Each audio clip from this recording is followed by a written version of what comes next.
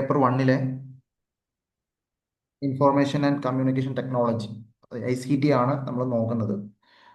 നമ്മൾ എന്ത് പഠിക്കുന്ന സമയത്തും നിങ്ങൾ ഒരുപാട് പഠിച്ച കുട്ടികളായിരിക്കും, അല്ലെങ്കിൽ പഠിച്ചുകൊണ്ടിരിക്കുന്ന സമയത്ത് നമ്മൾ ശ്രദ്ധിക്കുന്ന ഒരു കാര്യം സിലബസ് ബേസ് ചെയ്തിട്ട് പഠിക്കുക എന്നുള്ളതാണ്. ഇപ്പോൾ കഴിഞ്ഞ ഒരു 3-4 എക്സാമിലൊക്കെ ഒന്നോ രണ്ടോ മൂന്നോ ചോദ്യങ്ങളാണ് മാക്സിമം നമുക്ക് ഈ ഒരു ഭാഗത്ത് നിന്ന് വരാറുള്ളത്. മുമ്പുണ്ടായിരുന്നേക്കാൾ വളരെ ചുരുക്കിയ രൂപത്തിലാണ് ഇപ്പോൾ സിലബസ് ഒക്കെ ഉള്ളത്. മുമ്പ് ഹിസ്റ്ററി അതുപോലൊപ്പം തന്നെ ഒരുപാട് കാര്യങ്ങളൊക്കെ ഡീറ്റെയിൽ ആയിട്ട് പഠിക്കാനുണ്ടായിരുന്നു. ഇപ്പോൾ ഈ ഒരു ഭാഗത്ത് ഇൻഫർമേഷൻ ആൻഡ് കമ്മ്യൂണിക്കേഷൻ ടെക്നോളജി എന്ന് പറയുന്ന ICT എന്ന് പറയുന്ന ഭാഗത്ത് വളരെ കുറച്ച് കാര്യങ്ങളാണ് നമുക്ക് പഠിക്കാനുള്ളത്. അതുകൊണ്ട് തന്നെ അതിലേക്ക് നമുക്ക് കടക്കാം. മെയിനായിട്ട് പഠിക്കാനുള്ള കാര്യങ്ങൾ എന്താണെന്നുള്ളത് ആദ്യം കാണിക്കാം. ആദ്യം നമുക്ക് സിലബസ് ഒന്ന് നോക്കാം. ഓക്കെ, നിങ്ങൾക്ക് പഠിക്കാനുള്ള സിലബസ് ഒന്ന് നോക്കാം. ICT അതിൻ്റെ ഒരു ജനറൽ അബ്രിവേഷൻസ് ടെർമിനോളജീസ് ഒക്കെ പഠിക്കാനുണ്ട്. പിന്നെ basics of internet, intranet, email, audio and video conferencing, digital initiatives in higher education, ICT and governance. ഇത്രയും കാര്യങ്ങൾ മാത്രമേ എന്തുള്ളൂ നിങ്ങൾക്ക് പഠിക്കാനുള്ളൂ.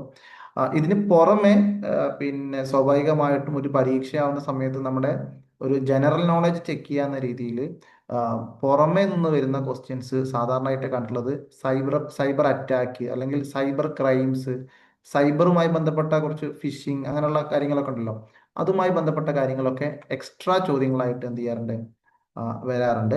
എന്തായാലും നമുക്ക് ജനറൽ അബ്രിവേഷൻസിൽ ഈ ഫിഷിങ് അങ്ങനെയുള്ള കാര്യങ്ങളൊക്കെ എന്താന്നുള്ളത് നമുക്ക് നോക്കാം. ഓക്കെ, ഇനി സിലബസിനെ കുറിച്ച് പറയുന്നില്ല, നമുക്ക് നേരെ പിന്നെ എന്താണ് പഠിക്കാനുള്ളതിലേക്ക് പോകാം. ജനറൽ ആയിട്ട് നമുക്ക് അറിയേണ്ട കുറച്ച് ഷോർട്ട് ഫോംസ്, ടെർമിനോളജീസ് ഒക്കെ ഉണ്ട്, അതാണ് നമ്മളിവിടെ നോക്കുന്നത്. ഓക്കെ, ഇനി നമുക്ക് നോക്കാം. ഫസ്റ്റ് അബ്രിവേഷൻ ആയിട്ട് ഇവിടെ ഈ ടേബിൾ വൈസ് ആയിട്ട് തന്നെ നമ്മൾ പഠിക്കുകയാണ് ഏറ്റവും നല്ലത്. കാരണം ഞാൻ പറഞ്ഞില്ലേ, നിങ്ങൾക്ക് 3 മാർക്കോ 4 മാർക്കോ ആണ് മാക്സിമം. 3 മാർക്കാണ് ഇതുവരെ കണ്ടിട്ടുള്ളത് എക്സാമിലൊക്കെ മാക്സിമം ഈ ഒരു ഭാഗത്ത് നമ്മൾ സ്കോർ ചെയ്യാറുള്ളത്. പക്ഷെ 3 മാർക്ക് വളരെ ഇമ്പോർട്ടൻ്റ് ആണ്. നെറ്റ് കിട്ടാത്ത ആളുകൾ പലപ്പോഴും പറയുന്ന ഒരു കാര്യം എന്ന് പറഞ്ഞാൽ 1 മാർക്കിന് പോയി, അല്ലെങ്കിൽ JRF കിട്ടാത്ത ആളുകളൊക്കെ അത്രയും ചെറിയ പെർസെൻറ്റേജിലൊക്കെയാണ് പോകാറുള്ളത്. അതുകൊണ്ട് തന്നെ വളരെ ക്രൂഷ്യലാണ് ഓരോ മാർക്കും. ഓക്കെ, അതുകൊണ്ട് ടോപ്പിക് ചെറുതാണെന്ന് കരുതി സീരിയസ് അല്ലാതെ നമ്മൾ പോകരുത്, പഠിച്ച് വായിച്ച് മനസ്സിലാക്കി തന്നെ പോവാം. ICT എന്നുള്ളതിൻ്റെ full form information and communication technology എന്നാണ്. ഓക്കെ, കമ്പ്യൂട്ടിങ്ങും കമ്മ്യൂണിക്കേഷനെയും ഒരു കോമ്പിനേഷൻ അല്ലെങ്കിൽ അതിൻ്റെ ഒരു ഇൻ്റഗ്രേഷനെയാണ് നമ്മൾ ICT എന്ന് പറയുന്നത്. WWW നമുക്ക് അറിയാവുന്നതാണ്, വേൾഡ് വൈഡ് വെബ് അല്ലെ. അത് കണ്ടുപിടിച്ചത് ആരാണെന്ന് ചോദിച്ചു കഴിഞ്ഞാൽ ടിം ബെർണേഴ്സ്-ലീ. ടിം ബെർണേഴ്സ്-ലീ ആണ് അത് കണ്ടുപിടിച്ചത്. ഇനി അതുമായി ബന്ധപ്പെട്ട ഒരു ജനറൽ ചോദ്യം, അത് കണ്ടുപിടിച്ച വർഷം ചോദിച്ചു കഴിഞ്ഞാൽ 1993-ലാണ് എന്ത് ചെയ്തത്, WW വന്നത്. ഓക്കെ, അതൊന്നും ഇതിൽ ഉൾപ്പെടുത്തിയില്ല, അതൊക്കെ നമ്മൾ പിന്നെ ഇതിൻ്റെ ഒപ്പം ഇങ്ങനെ പറഞ്ഞ് പറഞ്ഞ് പോവാണ് ചെയ്യുന്നത്. ഓക്കെ, ഇനി നെക്സ്റ്റ് നമ്മൾ നോക്കുന്നത് ഇത് 1989 ആട്ടോ, സോറി 1993 എന്നാണ് ഞാൻ പറഞ്ഞത്. 1989 ആണ് ടിം ബെർണേഴ്സ്-ലീ ആണ് എന്ത് ചെയ്തത്, WWW ഇൻവെന്റ് ചെയ്തത്. പിന്നെ HTTP എന്ന് പറഞ്ഞു കഴിഞ്ഞാൽ നമ്മൾ ഈ വെബ്സൈറ്റുകളും അങ്ങനെയുള്ള സൈറ്റുകളൊക്കെ ഉപയോഗിക്കുന്ന ഒരു പ്രോട്ടോകോളാണ്, ഹൈപ്പർ ടെക്സ്റ്റ് ട്രാൻസ്ഫർ പ്രോട്ടോകോൾ. ഇതൊക്കെ മാച്ച് ദ ഫോളോയിങ്ങിൽ ചോദിച്ചിട്ടുണ്ട്. ഇപ്പൊ കഴിഞ്ഞ 2024 ജൂണിൽ നടന്ന പരീക്ഷയിലൊക്കെ ചോദിച്ചിട്ടുണ്ട്. HTTP hyper text transfer protocol അതെന്താന്നുള്ളതാണ് നമ്മൾ നോക്കുന്നത്. ഓക്കെ, അതൊരു പ്രോട്ടോകോളാണ്. നമ്മൾ ഏറ്റവും പുതിയതായിട്ട് HTTPS ഉണ്ട്, അതായത് ഏറ്റവും സെക്യൂർ ആയിട്ടുള്ള, ഇപ്പൊ നമ്മൾ ഗൂഗിൾ പേ അതോടൊപ്പം തന്നെ അങ്ങനെയുള്ള ആപ്പുകളിലൊക്കെ ഉപയോഗിക്കുന്ന ഒരു സെക്യൂർ വെർഷൻ ആണ് എന്ത് ചെയ്യുന്നത്, HTTPS. ഓക്കെ, HTTP എന്ന് പറഞ്ഞാൽ അതിന് തൊട്ട് മുമ്പുള്ളതാണ്. പിന്നെ URL എന്ന് പറഞ്ഞു കഴിഞ്ഞാൽ വെബ് അഡ്രസ്സിന് നമ്മൾ പറയുന്നവരാണ്. വെബ് അഡ്രസ്സിനെ നമ്മൾ പറയുന്ന പേരാണ് URL. കോപ്പി എന്നതാണൊക്കെ നമ്മൾ വെബ് അഡ്രസ്സിന്റെ കോപ്പി ചെയ്യാറ്. യൂണിഫോം റിസോഴ്സ് ലൊക്കേറ്റർ എന്നുള്ളതാണ് അതിന്റെ full form, uniform resource locator. ഇതൊക്കെ വളരെ സിമ്പിൾ ആയിട്ട് പഠിച്ചു പോവാം. പിന്നെ ഞാൻ ICT എടുത്ത് അതിന്റെ ബർത്ത്, അതിന്റെ ചരിത്രം, അതിന്റെ പിന്നെ ഇൻപുട്ട് ഔട്ട്പുട്ട് ഡിവൈസ്, അങ്ങനെ ഓരോന്ന് അങ്ങനെയൊന്നും പഠിക്കേണ്ട ആവശ്യമില്ല ഇപ്പോൾ. ഓക്കെ, അതുകൊണ്ടാണ് ഞാനിത് നമ്മൾ ഈ ഒരു 2 മണിക്കൂറോ 1 മണിക്കൂറോ കൊണ്ട് നമുക്ക് മാർക്ക് സ്കോർ ചെയ്യുക എന്നുള്ളതാണ്. അല്ലാതെ നമ്മൾ ഒരുപാട് ICT-നെ കുറിച്ച് പഠിക്കുകയാണെങ്കിൽ നമുക്ക് ഇത് മാത്രമല്ല പഠിക്കാനുള്ളത്. അതാണ് ഈ ഒരു രീതിയിൽ തന്നെ നമ്മൾ പ്രിപ്പയർ ചെയ്തിട്ടുള്ളത്. പിന്നെ IP ഇന്റർനെറ്റ് പ്രോട്ടോകോൾ ആണ്. ഇന്റർനെറ്റ് പ്രോട്ടോകോൾ എന്ന് പറഞ്ഞാൽ നമുക്കറിയാം അതൊരു പിന്നെന്താണ് അഡ്രസ്സിംഗ് മെത്തേഡാണ്. ഒരു നമുക്ക് ഓരോ ഡിവൈസസിനും ഓരോ അഡ്രസ്സ് ഉണ്ട്. ഇപ്പോൾ മൊബൈലിനൊരു IP അഡ്രസ്സ് ഉണ്ട്, ലാപ്ടോപ്പിനൊരു IP അഡ്രസ്സ് ഉണ്ട്. ഇപ്പോൾ നിങ്ങൾ ബ്ലൂടൂത്ത് ഡിവൈസ് എടുക്കുകയാണെങ്കിൽ അതിനൊരു IP അഡ്രസ്സ് ഉണ്ട്. എല്ലാത്തിനും ഒരു IP അഡ്രസ്സ് ഉണ്ടാവും. ഓക്കെ, അതിൽ നമ്പേഴ്സും അതോടൊപ്പം തന്നെ ഡിജിറ്റ്സും ഒക്കെ ചേർന്നിട്ടുള്ളതാണ് എന്ത് ചെയ്യുന്നത് IP അഡ്രസ്സ് ഉണ്ടാവാറുള്ളത്. പിന്നെ ISP, ഇന്റർനെറ്റ് സർവീസ് പ്രൊവൈഡർ. ഇപ്പോൾ നമ്മുടെ നാട്ടിൽ ജിയോ, എയർടെൽ അങ്ങനെയുള്ള ആളുകളൊക്കെ ഉണ്ടല്ലോ, ടീമുകളൊക്കെ ഉണ്ട്. അവരെ നമ്മൾ ISP എന്ന് പറയുന്നത്, ഇന്റർനെറ്റ് സർവീസ് പ്രൊവൈഡർ. പിന്നെ ലാൻ, ലാൻ എന്ന് പറഞ്ഞാൽ ലോക്കൽ ഏരിയ നെറ്റ്വർക്ക്. അതായത് ഒരു ചെറിയൊരു സ്ഥാപനത്തിലോ അല്ലെങ്കിൽ ഒരു ചെറിയൊരു ഗ്രാമപ്രദേശത്തോ കുറച്ച് കമ്പ്യൂട്ടറുകൾ കണക്ട് ചെയ്തിട്ടുണ്ടെങ്കിൽ അത് നമ്മൾ ലാൻ എന്നാണ് പറയാം. ഒരു പ്രത്യേക ഭാഗത്ത്, ഒരു കോളേജ്, സ്കൂൾ അങ്ങനെയുള്ള സ്ഥലത്തൊക്കെ ഒരുപാട് കമ്പ്യൂട്ടറുകൾ ആ ഒരു വിത്തിൻ സ്മാൾ ജോഗ്രഫിക്കൽ ഏരിയയിൽ കണക്ട് ചെയ്തിട്ടുണ്ടെങ്കിൽ അതിനെ നമ്മൾ പറയുന്നതാണ് LAN. Okay, local area network എന്നാണ് പറയാറുള്ളത്. അപ്പോൾ ജസ്റ്റ് ഒന്ന് നമുക്ക് നോക്കാം. ICT എന്ന് പറഞ്ഞാൽ information and communication technology. WWW നമുക്ക് അറിയാവുന്നതാണ്. HTTP, hyper text transfer protocol. HTTPS എന്താണ്? ഈ നേരത്തെ പറഞ്ഞതിൻ്റെ തന്നെ ഒരു എസ് മാത്രമാണ് ചേർക്കാനുള്ളത്, സെക്യൂർ ആണ്. ഓക്കെ, അവസാനത്തെ ഒരു സെക്യൂർ എന്നുള്ളതാണ് hyper text transfer protocol secure. Okay, URL uniform resource locator, IP internet protocol, ISP internet service provider, LAN local area network. Okay, ഇനി മാൻ, മാൻ എന്ന് പറഞ്ഞു കഴിഞ്ഞാൽ എന്താ? വലിയൊരു സിറ്റി അല്ലെങ്കിൽ വലിയൊരു ക്യാമ്പസ്, യൂണിവേഴ്സിറ്റി ക്യാമ്പസ് അല്ലെങ്കിൽ വലിയ രീതിയിലുള്ള എന്താണ് ഒരുപാട് ഒരു 300-600 ഏക്കറുള്ള വലിയ വലിയ ക്യാമ്പസുകൾ, വലിയ വലിയ സിറ്റികളിലൊക്കെ നമ്മൾ ഉപയോഗിക്കുന്ന നെറ്റ്വർക്കാണ്, കമ്പ്യൂട്ടർ നെറ്റ്വർക്കാണ് മെട്രോപൊളിറ്റൻ ഏരിയ നെറ്റ്വർക്ക് എന്ന് പറയുന്നത്. ഓക്കെ, മെട്രോപൊളിറ്റൻ ഏരിയ നെറ്റ്വർക്ക് എന്നാണ് പറയാറുള്ളത്. പിന്നെ FTP എന്ന് പറഞ്ഞാൽ ഫയൽ ട്രാൻസ്ഫർ പ്രോട്ടോകോൾ ആണ്. ഫയൽ ട്രാൻസ്ഫർ പ്രോട്ടോകോൾ ആണ്. ഈ പിന്നെ നെറ്റ്വർക്കിൽ നമ്മൾ ഫയലുകളൊക്കെ ട്രാൻസ്ഫർ ചെയ്യാൻ വേണ്ടി ഉപയോഗിക്കുന്ന ഒരു പ്രോട്ടോകോൾ ആണ്, ഒരു എന്താണ് സിസ്റ്റമാണ് എന്ത് FTP എന്ന് പറയുന്നത്.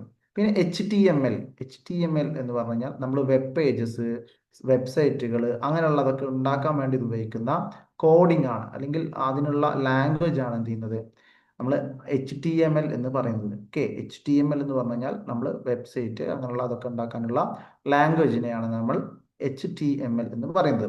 ഇനി XML എന്ന് പറഞ്ഞു കഴിഞ്ഞാൽ എക്സ്റ്റെൻസിബിൾ മാർക്കപ്പ് ലാംഗ്വേജ് ആണ്. എക്സ്റ്റെൻസിബിൾ മാർക്കപ്പ് ലാംഗ്വേജ് എന്ന് പറഞ്ഞു കഴിഞ്ഞാൽ ഡാറ്റ റെപ്രസെന്റ് ചെയ്യാൻ വേണ്ടിയിട്ട് ഉപയോഗിക്കുന്നതാണ്. അപ്പോൾ ഫോർ എക്സാമ്പിൾ നമ്മൾ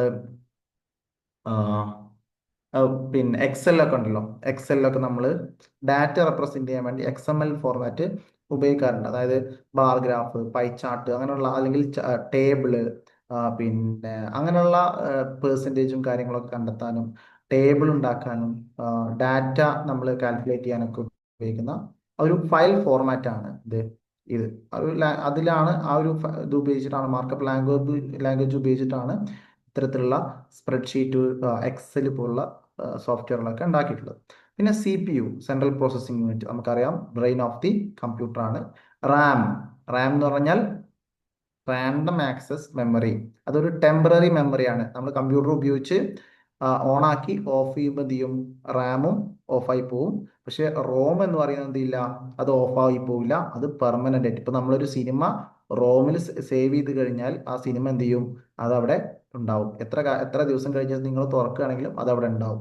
ഇപ്പോൾ റാം ആവുമ്പോൾ എന്താണ്? ഞാനിപ്പോ നിങ്ങളോട് സംസാരിച്ചുകൊണ്ടിരിക്കുന്നത് പിന്നെ ഈ കമ്പ്യൂട്ടർ ഇതിൻ്റെ ഇടയിൽ ഓഫായി പോയി കഴിഞ്ഞാൽ വീണ്ടും ഓണാക്കുന്ന സമയത്ത് ഞാൻ ആദ്യം മുതൽ എന്ത് ചെയ്യണം? ഈ ഒരു സോഫ്റ്റ്വെയറും വേർഡും ഇതൊക്കെ ഓണാക്കി, അല്ലെങ്കിൽ പവർ പോയിന്റ് ഒക്കെ ഓണാക്കി ആദ്യം മുതൽ ജോയിൻ ചെയ്യണം. കാരണം ഇത് ഈ മെമ്മറി, ഇപ്പൊ നമ്മൾ ഈ വർക്ക് ചെയ്യുന്ന ഒരു മെമ്മറി ഒക്കെ ഏതിലാണ്? റാമിലാണ്. ഓക്കെ, നിങ്ങൾക്ക് അറിയാവുന്നതാണ്. പിന്നെ GUI എന്ന് പറഞ്ഞാൽ ഗ്രാഫിക്കൽ യൂസർ ഇന്റർഫേസ് ആണ്, visual way of interacting with a computer. അതായത് നമ്മൾ എഴുതാറ്, അല്ലാതെ ഒരു ബോക്സ് ഒക്കെ അല്ലെങ്കിൽ ഒരു നോട്ട് പാഡ് ഒക്കെ എടുത്ത് അതിൽ നമ്മൾ എഴുതുകയാണെന്ന് വിചാരിക്കുക, അല്ലെങ്കിൽ ചിത്രം വരയ്ക്കുകയാണെന്ന് വിചാരിക്കുക. അതേ ചിത്രം കമ്പ്യൂട്ടർ സ്ക്രീനിൽ നമുക്ക് കിട്ടുന്ന ഒരു ഡിവൈസ് ഉണ്ട്, അതിനെയാണ് നമ്മൾ GUI എന്നൊക്കെ പറയാറുള്ളത്. Okay, visual way of interacting with computer, അതാണ് GUI എന്ന് പറയുന്നത്. പിന്നെ USB ഫുൾ ഫോം നിങ്ങൾക്ക് അറിയാം, universal serial bus. USB full form universal serial bus എന്നുള്ളതാണ് അതിന്റെ ഫുൾ ഫോം. നമ്മൾ ഡാറ്റ ട്രാൻസ്ഫറിനൊക്കെ ഉപയോഗിക്കുന്നതാണ്. വി പി എൻ എന്ന് പറഞ്ഞു കഴിഞ്ഞാൽ വെർച്വൽ പ്രൈവറ്റ് നെറ്റ്വർക്ക് ആണ്.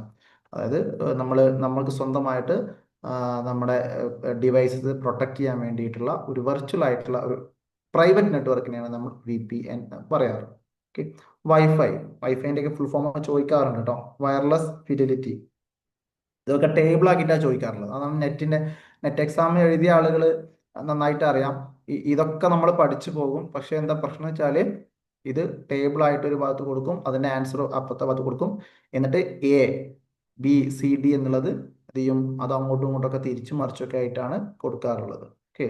അങ്ങനെയാണ് അത്. ഈ ഓൺലൈനും ആക്കാവുന്ന സമയത്ത് പലപ്പോഴും കൺഫ്യൂഷൻ ഒക്കെ ആവാറുണ്ട്. ഇനി ക്ലൗഡ് കമ്പ്യൂട്ടിംഗ് ടെർമിനോളജീസ് ആണ്. ക്ലൗഡ് കമ്പ്യൂട്ടിംഗ് എന്ന് പറയുന്നത് എന്താണ്?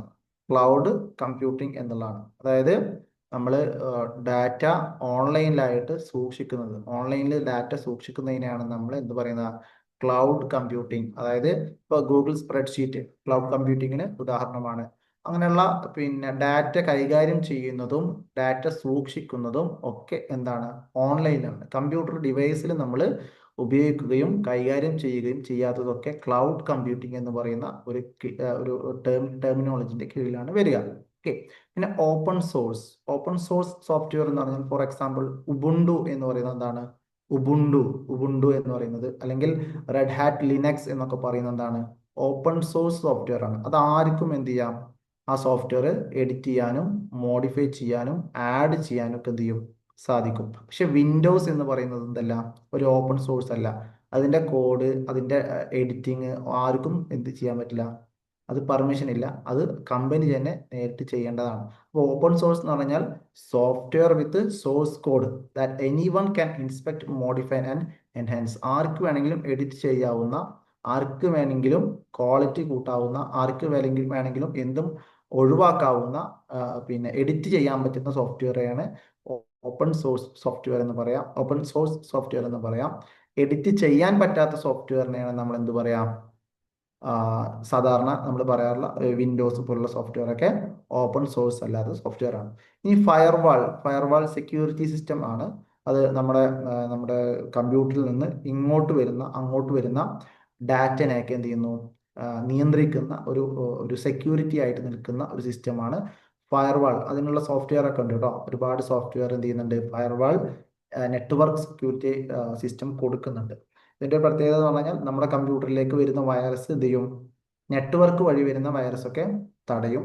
അതോടൊപ്പം തന്നെ നമ്മുടെ കമ്പ്യൂട്ടറിൽ നിന്ന് അനാവശ്യമായിട്ടുള്ള ഡാറ്റ ചോർന്നു പോകാതെ എന്ത് ചെയ്യും? സൂക്ഷിക്കുന്നതാണ് ഫയർവാൾ എന്ന് പറയുന്നത്. പിന്നെ ഫിഷിംഗ് എന്ന് പറയുന്ന ഒരു ടെർമിനോളജി ഉണ്ട്. ഇതൊരു ഫ്രോഡ് പ്രാക്ടീസ് ആണ്. നമ്മുടെ സമ്മതമില്ലാതെ സെൻസിറ്റീവ് ഇൻഫോർമേഷൻസ് എന്ത് ചെയ്യുന്നു? ഫേക്ക് വെബ്സൈറ്റ്, ഇമെയിലൊക്കെ ഉപയോഗിച്ചുകൊണ്ട് നമ്മുടെ സമ്മതമില്ലാതെ വിവരങ്ങൾ നമ്മളിൽ നിന്ന് ശേഖരിക്കുന്നതിനാണ് ഫിഷിംഗ് എന്ന് പറയാം. Fraud practice of acquiring sensitive information through fake website or emails. Fake website, email ഉപയോഗിച്ചുകൊണ്ട് നമ്മുടെ സെൻസിറ്റീവ് ആയിട്ടുള്ള വിവരങ്ങൾ എന്ന് പറഞ്ഞാൽ ചിലപ്പോൾ അത് OTP ആകാം. നമ്മുടെ ഫോൺ നമ്പർ കൊടുത്ത് OTP വാങ്ങുന്നതാവാം. അല്ലെങ്കിൽ നമ്മുടെ അത്രയും പേഴ്സണൽ ആയിട്ടുള്ള ആധാർ കാർഡ് അപ്ലോഡ് ചെയ്യാനോ, അല്ലെങ്കിൽ അങ്ങനെയുള്ള ആധാർ കാർഡ് നമ്പറോ, അങ്ങനെയുള്ള ബാങ്ക് അക്കൗണ്ട് നമ്പറോ അങ്ങനെയൊക്കെ ചോദിച്ചുകൊണ്ട് എന്ത് ചെയ്യും? ഒരു ഫേക്ക് ആയിട്ടുള്ള വെബ്സൈറ്റ് നമ്മുടെ മുമ്പിൽ വരും. അതിൽ നമ്മൾ കൊടുക്കും. സ്വാഭാവികമായിട്ടും നമ്മൾ ചതിയിൽ അകപ്പെടാറുണ്ട്. പിന്നെ മാൽവെയർ ഇതൊക്കെ നമ്മൾ ടെർമിനോളജി എന്താന്ന് ചോദിച്ചു കഴിഞ്ഞാൽ സിമ്പിൾ ആയിട്ട് മനസ്സിലാക്കുക. ഇപ്പൊ ഒരു മെഡിസിൻ പഠിക്കുന്ന ഒരു കുട്ടിക്ക് സംബന്ധിച്ചിടത്തോളം അയാളുടെ പുസ്തകത്തിലുള്ള ഒരുപാട് വാക്കുകൾ ഉണ്ടാവും. അതൊന്നും നമുക്ക് മനസ്സിലാവില്ല. അതേപോലെ തന്നെയാണ് ഓരോ ഡിസിപ്ലിനും. ഇപ്പൊ സൈക്കോളജി ആയിക്കോട്ടെ, ജേർണലിസ്റ്റ് ആയിക്കോട്ടെ, ഏത് ഡിസിപ്ലിനും അവര് ഉപയോഗിക്കുന്ന കുറച്ച് ടെർമിനോളജീസ് ഉണ്ട്. അത് അവർക്ക് മാത്രമാണ് എന്ത് ചെയ്യാം? മനസ്സിലാക്കിയ ആളുകൾക്ക് മാത്രമാണ് അത് മനസ്സിലാവുക. അതേപോലെ തന്നെ കമ്പ്യൂട്ടറിൽ നമ്മൾ ജനറൽ ആയിട്ട് ഉപയോഗിക്കുന്ന കുറച്ച് ടെർമിനോളജീസ് ആണ് ഇവിടെ പറയുന്നത് കേട്ടോ. അപ്പൊ ടെർമിനോളജി എന്താന്ന് മനസ്സിലാവാത്തവർക്ക് അതുകൂടിയാണ്. നമ്മളൊരു ക്ലാസ് എടുക്കുന്ന സമയത്ത് ചിലപ്പോൾ JRFന് വേണ്ടി ട്രൈ ചെയ്യുന്ന കുട്ടികൾ ഉണ്ടാവും. നെറ്റ് ആദ്യമായിട്ട് എഴുതുന്നവരുണ്ടാവും. നെറ്റ് 2-3 പ്രാവശ്യം എഴുതിയ ആളുകളുണ്ടാവും. ഓക്കെ. അപ്പൊ അങ്ങനെയുള്ള ആളുകൾക്കൊക്കെ നമ്മൾ ക്ലാസ് എടുക്കുന്ന സമയത്ത് അതിന്റെ ഏറ്റവും താഴ്ന്ന ഇതിൽ നിന്ന് തന്നെ എന്ത് ചെയ്യണം, പലപ്പോഴും പറയേണ്ടി വരും കേട്ടോ. അതുകൊണ്ടാണ് പിന്നെ നമ്മൾ അത്രയും ബേസിക് ആയിട്ടുള്ള കാര്യങ്ങൾ പറഞ്ഞു പോകുന്നത്. ഓക്കെ, അപ്പൊ ഫിഷിംഗ് നോക്കി. നെക്സ്റ്റ് മാൽവെയർ ആണ്. മാൽവെയർ മാൽവെയർ എന്ന് പറഞ്ഞു കഴിഞ്ഞാൽ വൈറസ്, വേംസ്, ട്രോജൻസ് ഇതൊക്കെ എന്ത് ചെയ്യുന്നു, അതായത് നമുക്ക് ആവശ്യമില്ലാത്ത നമ്മുടെ പിന്നെ കമ്പ്യൂട്ടർ നശിപ്പിക്കുന്ന തരത്തിലുള്ള സോഫ്റ്റ്വെയർ ആണ് നമ്മൾ മാൽവെയർ എന്ന് പറയാം. അത് വൈറസ് ആവാം, വോംസ് ആവാം, ട്രോജൻസ് ആവാം. അത് ഇതൊക്കെ നമ്മുടെ കമ്പ്യൂട്ടർ നശിപ്പിക്കുന്നതാണ്. ഓക്കെ, ബാൻഡ് വിഡ്ത്ത് എന്ന് പറഞ്ഞു കഴിഞ്ഞാൽ നമ്മുടെ കമ്പ്യൂട്ടർ ട്രാൻസ്മിറ്റ് ചെയ്യാൻ പറ്റുന്ന, നമ്മുടെ കമ്പ്യൂട്ടറിന് അയക്കാൻ പറ്റുന്ന ഡാറ്റ. ഓക്കെ, ആ ഡാറ്റയുടെ എമൗണ്ടിനെ നമ്മൾ ബാൻഡ് വിഡ്ത്ത് എന്ന് പറയുന്നത്. നമ്മുടെ കമ്പ്യൂട്ടറിന് അയക്കാനും സ്വീകരിക്കാനും പറ്റുന്ന, അല്ലെങ്കിൽ അയക്കാനും സ്വീകരിക്കാനും പറ്റുന്ന ഒരു ഒരു ബാൻഡ് വിഡ്ത്ത് ഉണ്ട്, ഒരു ഡാറ്റയുണ്ട്. ഒരു ഫിക്സഡ് എമൗണ്ട് ഓഫ് ടൈമിൽ അയക്കാൻ പറ്റുന്ന ഡാറ്റയാണ് നമ്മൾ സാധാരണയായിട്ട് ബാൻഡ് വിഡ്ത്ത് എന്ന് പറയാം. ബാൻഡ് വിഡ്ത്ത് എന്ന് പറയാം. ഓക്കെ, നമ്മുടെ amount of data that can be transmitted in A fixed amount of time. Okay, ഒരു ഫിക്സഡ് എമൗണ്ട് ഓഫ് ടൈമിൽ നമ്മുടെ കമ്പ്യൂട്ടറിന്, നമ്മുടെ സിസ്റ്റത്തിനെ ട്രാൻസ്മിറ്റ് ചെയ്യാൻ പറ്റുന്ന ഡാറ്റക്കാണ് നമ്മൾ ബാൻഡ് വിഡ്ത്ത് എന്ന് പറയാറുള്ളത്. ഓക്കെ, ഇനി നെക്സ്റ്റ് സെർച്ച് എഞ്ചിൻ ആണ്. എല്ലാവർക്കും അറിയുന്നതാണ് എന്ത് സെർച്ച് എഞ്ചിന് ഈ അടുത്ത് ചോദിച്ചിട്ടുണ്ടായിരുന്നു കേട്ടോ, ചോദ്യം ഉണ്ടായിരുന്നു. സെർച്ച് എഞ്ചിന് അതോടൊപ്പം തന്നെ ആൻഡ്രോയിഡ് ആരാണ് വികസിപ്പിച്ചത് എന്നുള്ളത്, ഗൂഗിൾ ആണ് വികസിപ്പിച്ചത്. ഞാൻ പറഞ്ഞില്ല, അങ്ങനെ നമ്മൾ പ്രതീക്ഷിക്കാത്ത തരത്തിലുള്ള ചിലപ്പോൾ വളരെ എളുപ്പമുള്ള ചോദ്യങ്ങൾ നിന്ന് വരാറുണ്ട് കേട്ടോ. അപ്പൊ ഗൂഗിൾ ആൻഡ്രോയിഡ് ഉണ്ടാക്കിയത് ആരാന്ന് ചോദിച്ചു കഴിഞ്ഞാൽ നമുക്ക് അറിയാവുന്ന അത്രയും കോമൺ ആയിട്ടുള്ള ഒരു ചോദ്യമാണ്. അത് ഉണ്ടാക്കിയത് ഗൂഗിൾ ആണ് എന്നുള്ളത് ഒരു കോമൺ ആയിട്ടുള്ള ഒരു അറിവാണ്. അങ്ങനെയുള്ള കോമൺ ചോദ്യങ്ങളൊക്കെ നിന്ന് വരാറുണ്ട്. ഓക്കെ, അതാണ് ഞാൻ പറയുന്നത്. നെക്സ്റ്റ് ഇ ഗവേണൻസ് ആണ്.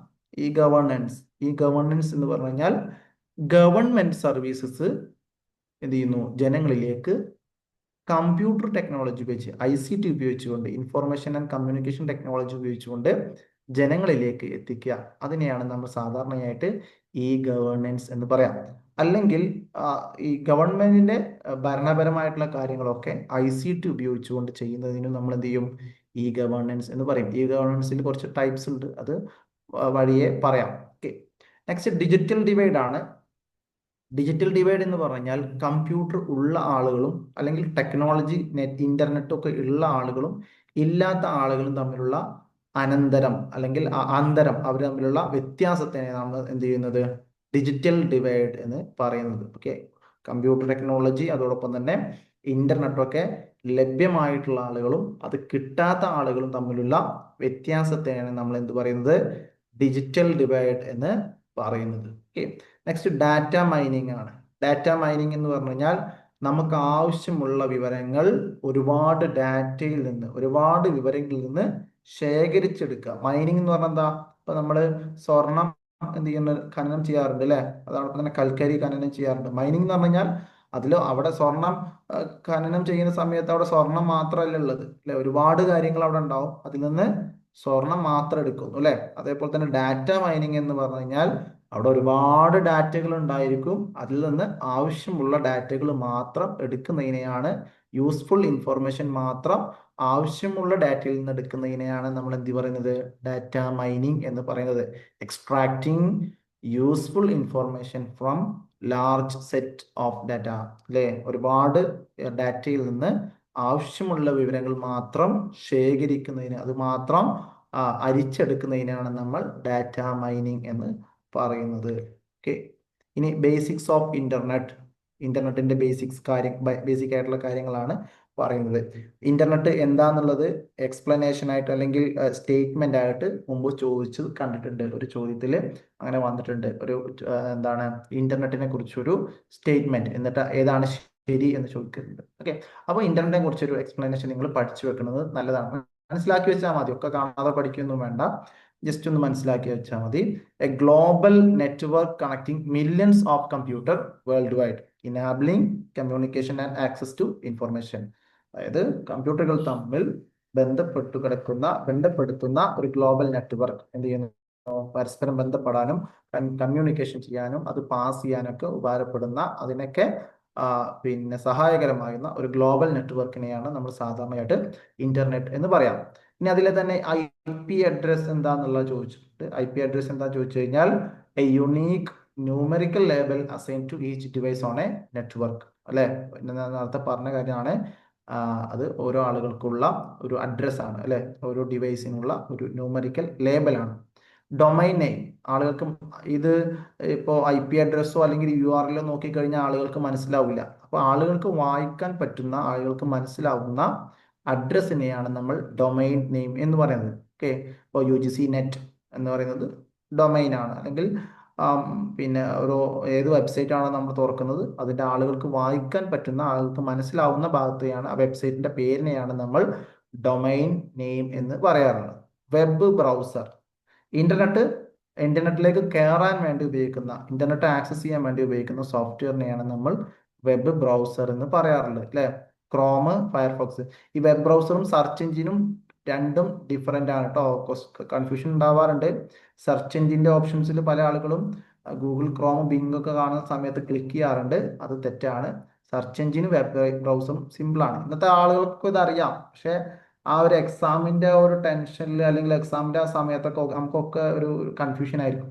അപ്പോൾ വെബ് ബ്രൗസറും സെർച്ച് എഞ്ചിനും ഡിഫറെന്റ് ആണ് കേട്ടോ. ഗൂഗിൾ ക്രോം എന്ന് പറയുന്നത് എന്താണ്? സെർച്ച് എഞ്ചിൻ അല്ല, അതൊരു വെബ് ബ്രൗസർ ആണ്. സെർച്ച് എഞ്ചിൻ ആകുമ്പോൾ എന്താണ്? ഗൂഗിൾ, ബിങ്, അതോടൊപ്പം തന്നെ യാഹു, അതൊക്കെയാണ് സെർച്ച് എഞ്ചിൻ. വെബ് ബ്രൗസർ എന്ന് പറഞ്ഞാൽ ക്രോം, ഒപ്പേറ, ഫയർഫോക്സ്, പിന്നെ എന്താണ്, അതേപോലെ തന്നെ എഡ്ജ്, മൈക്രോസോഫ്റ്റ് എഡ്ജ്, അതൊക്കെയാണ് കേട്ടോ. പണ്ടുള്ള ഇന്റർനെറ്റ് എക്സ്പ്ലോററിന്റെ പുതിയ പേരാണ് മൈക്രോസോഫ്റ്റ് എഡ്ജ്. അതൊക്കെ നിങ്ങൾക്ക് അറിയാലോ.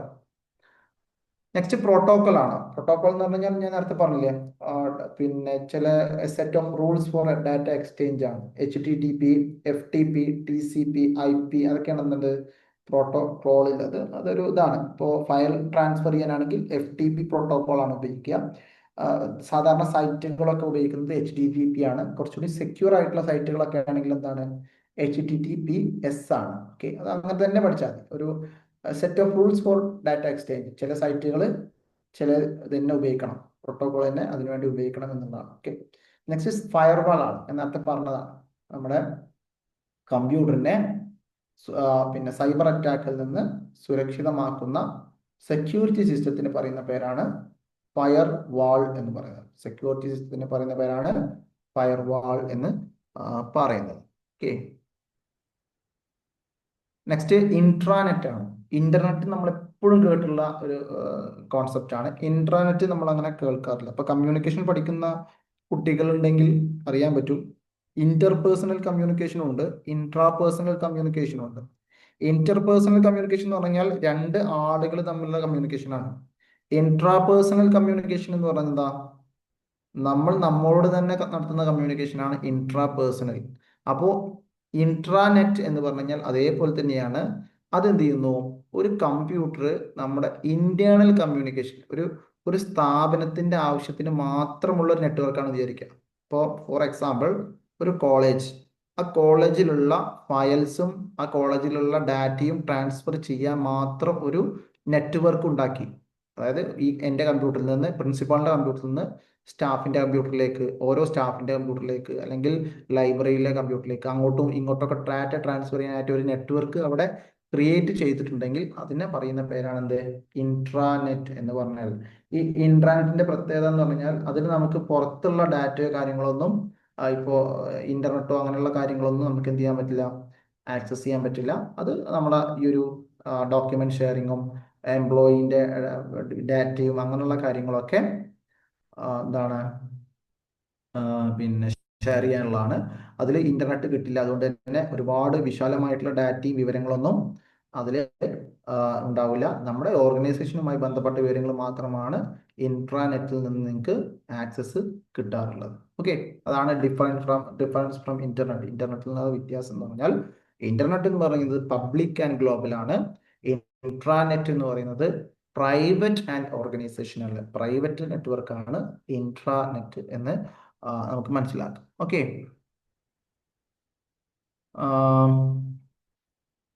Next email. Email method of exchanging messages electronically through the ഇന്റർനെറ്റിലൂടെ മെസ്സേജുകൾ ട്രാൻസ്ഫർ ചെയ്യാനുള്ള ഒരു ടെക്നോളജിയാണ് ഇമെയിൽ എന്ന് പറഞ്ഞാൽ. അതിലുള്ള components to, from, subject, body, attachments, ഇത്രയും കാര്യങ്ങളാണ് ഇതിന്റെ കോമ്പോണൻസ് ആയിട്ടുണ്ടാവുക. അതിനുപയോഗിക്കുന്ന പ്രോട്ടോകോളും ഡിഫറെന്റ് ആണ്. ആ പ്രോട്ടോകോൾസ് ഒന്ന് ജസ്റ്റ് മനസ്സിലാക്കി വെക്കുന്നത് നല്ലതാണ്. പ്രോട്ടോകോൾസ് എന്ന് പറഞ്ഞു കഴിഞ്ഞാൽ എന്താണെന്ന് മനസ്സിലാക്കാത്തവർക്ക് ഞാൻ ഒന്നുകൂടി സിമ്പിൾ ആയിട്ട് പറയാം. ഓരോ പർപ്പസിനും ഓരോ രീതിയാണ് നമ്മൾ സ്വീകരിക്കുന്നത്. ഇപ്പോൾ എനിക്കിപ്പോൾ ഒരു വലിയൊരു ഫയൽ, ഒരു 10 GB ഒരു ഫയൽ ഞാൻ എൻ്റെ കമ്പ്യൂട്ടറിൽ നിന്ന് വേറൊരാൾക്ക് അയച്ചു കൊടുക്കണമെങ്കിൽ FTP പ്രോട്ടോകോൾ ആണ് ഉപയോഗിക്കുക. ഓക്കെ, എനിക്ക് അത്രയും സെക്യൂർ ആയിട്ടുള്ളൊരു വെബ്സൈറ്റ് ഓപ്പൺ ആവണമെങ്കിൽ HTTPS ആണ് ഉപയോഗിക്കുക. സാധാ വെബ്സൈറ്റുകളാണെങ്കിൽ HTTP ആണ്. അങ്ങനെയുള്ള ഓരോ പ്രോട്ടോകോൾ ഓരോ പർപ്പസിനാണ് ഉപയോഗിക്കുന്നത്. നമ്മൾ ഇവിടെ ഇമെയിലിന് ഉപയോഗിക്കുന്ന പ്രോട്ടോകോൾ അല്ലെങ്കിൽ അതിന്റെ ടെക്നിക്കൽ ടേം എന്ന് പറയുന്നത് SMTP ആണ്. SMTP എന്ന് പറഞ്ഞു കഴിഞ്ഞാൽ സിമ്പിൾ മെയിൽ ട്രാൻസ്ഫർ പ്രോട്ടോകോൾ ആണ്. ഓക്കെ, SMTP ഉണ്ട്. അതോടൊപ്പം തന്നെ POP3 എന്ന് പറയും, പോസ്റ്റ് ഓഫീസ് പ്രോട്ടോകോൾ ഉണ്ട്. റിസീവ് ചെയ്യാൻ IMAP, internet message access protocol ഉണ്ട്. ഇങ്ങനെയുള്ള പ്രോട്ടോകോൾസ് ഒക്കെ എന്ത് ചെയ്യാറുണ്ട്, നമ്മൾ ഈ ഒരു പർപ്പസിന് വേണ്ടിയിട്ട് ഉപയോഗിക്കാറുണ്ട്. സെക്കൻഡ്,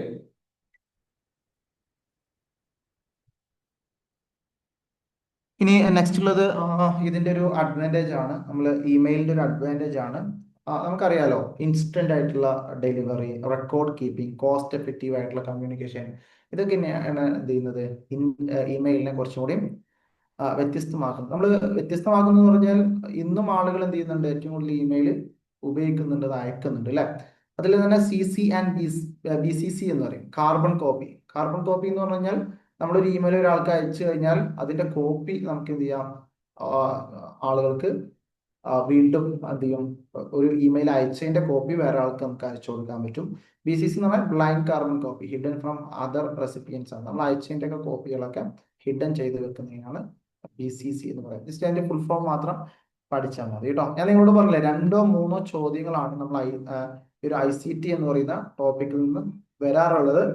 ഇനി പിന്നെ അതിൽ കൂടുതൽ വരാൻ സാധ്യത ഇല്ല എന്ന് നമുക്ക് പറയാൻ പറ്റില്ല. പക്ഷെ ഇതുവരെ കണ്ടതിലൊക്കെ അങ്ങനെയാണ് നമ്മൾ ശ്രദ്ധിച്ചിട്ടുള്ളത്. ഓക്കെ, ഓഡിയോ കോൺഫറൻസിങ് ഉപയോഗിക്കുന്ന ടൂൾസ്, പ്ലാറ്റ്ഫോംസ് നിർബന്ധമായിട്ട് പഠിക്കാം. ഇതിന്റെ ഒരു സുഖം എന്ന് പറഞ്ഞു കഴിഞ്ഞാൽ, ഓഡിയോ കോൺഫറൻസിങ്ങിന്റെ ഒരു ഫംഗ്ഷൻ അല്ലെങ്കിൽ അതിന്റെ ഒരു പ്രത്യേകത എന്ന് പറഞ്ഞു കഴിഞ്ഞാൽ real time audio communication. Multiple participants ആയിട്ട് നമ്മൾ എന്ത് ചെയ്യുന്നു, റിയൽ ടൈം, അതായത് നിരന്തരം കമ്മ്യൂണിക്കേറ്റ് ചെയ്യാൻ പറ്റുന്നു എന്നുള്ളതാണ് ഓഡിയോ കോൺഫറൻസിന്റെ ഒരു പ്രത്യേകത. ഇപ്പൊ നമ്മൾ ഇവിടെ നടത്തുന്നത് ഓഡിയോ കോൺഫറൻസിങ് ആണ് അല്ലെ. ഞാനിവിടെ ക്ലാസ് എടുക്കുന്നു, PPT ഷെയർ ചെയ്തിട്ട് എന്ത് ചെയ്യുന്നു, നമ്മൾ നടത്തുന്നു.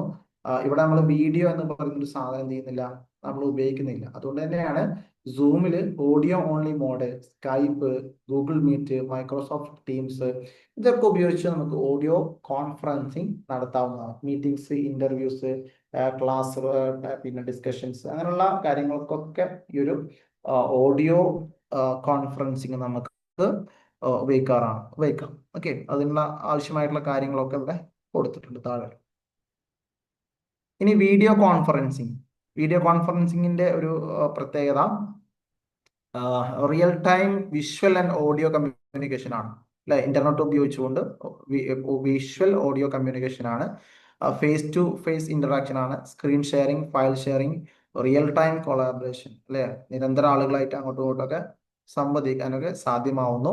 ഇതിനുപയോഗിക്കുന്ന platforms Zoom, Cisco Webex, Microsoft Teams, Google Meet, Skype. Okay, webcam, microphone, internet conferencing platform ഒക്കെയാണ് ഇത് നമുക്ക് ആവശ്യമായിട്ടുള്ളത്. ഓക്കെ,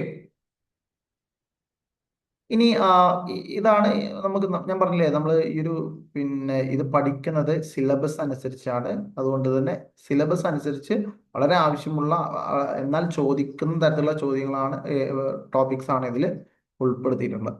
ഓക്കെ, ഇനി digital initiatives in higher education ആണ്. അത് ഏറ്റവും കൂടുതൽ ഇപ്പോൾ കഴിഞ്ഞ വർഷം നമ്മൾ നോക്കുന്ന സമയത്തൊക്കെ ചോദ്യങ്ങൾ ഒരുപാട് ഈ ഒരു ടോപ്പിക്കിൽ നിന്ന് വരുന്നുണ്ട്. പിന്നെ റിപ്പീറ്റ് വരുന്നുണ്ട്. ഇനീഷ്യേറ്റീവ്സ്. ഓക്കെ,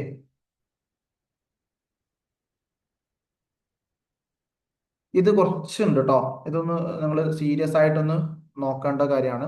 കാരണം ഇതൊക്കെ പിന്നെ മാച്ച് ദ ഫോളോയിങ് പോലുള്ള ചോദ്യങ്ങളായിട്ടാണ് വരാറുള്ളത്. ഓക്കെ, ഇതിൽ ഏറ്റവും ഒന്നാമത്തെ അല്ലെങ്കിൽ പ്രധാനപ്പെട്ട ഒരു ഇനീഷ്യേറ്റീവ് എന്ന് പറയുന്നത് സ്വയം പോർട്ടലാണ്. സ്വയം അല്ലെ, സ്വയം എന്ന് പറഞ്ഞു കഴിഞ്ഞാൽ അതിന്റെ ഫുൾ ഫോം നോക്കാം. Study webs of active learning four young aspiring minds. Study webs of active learning four young aspiring minds എന്നുള്ളതാണ് സ്വയത്തിന്റെ ഫുൾ ഫോം.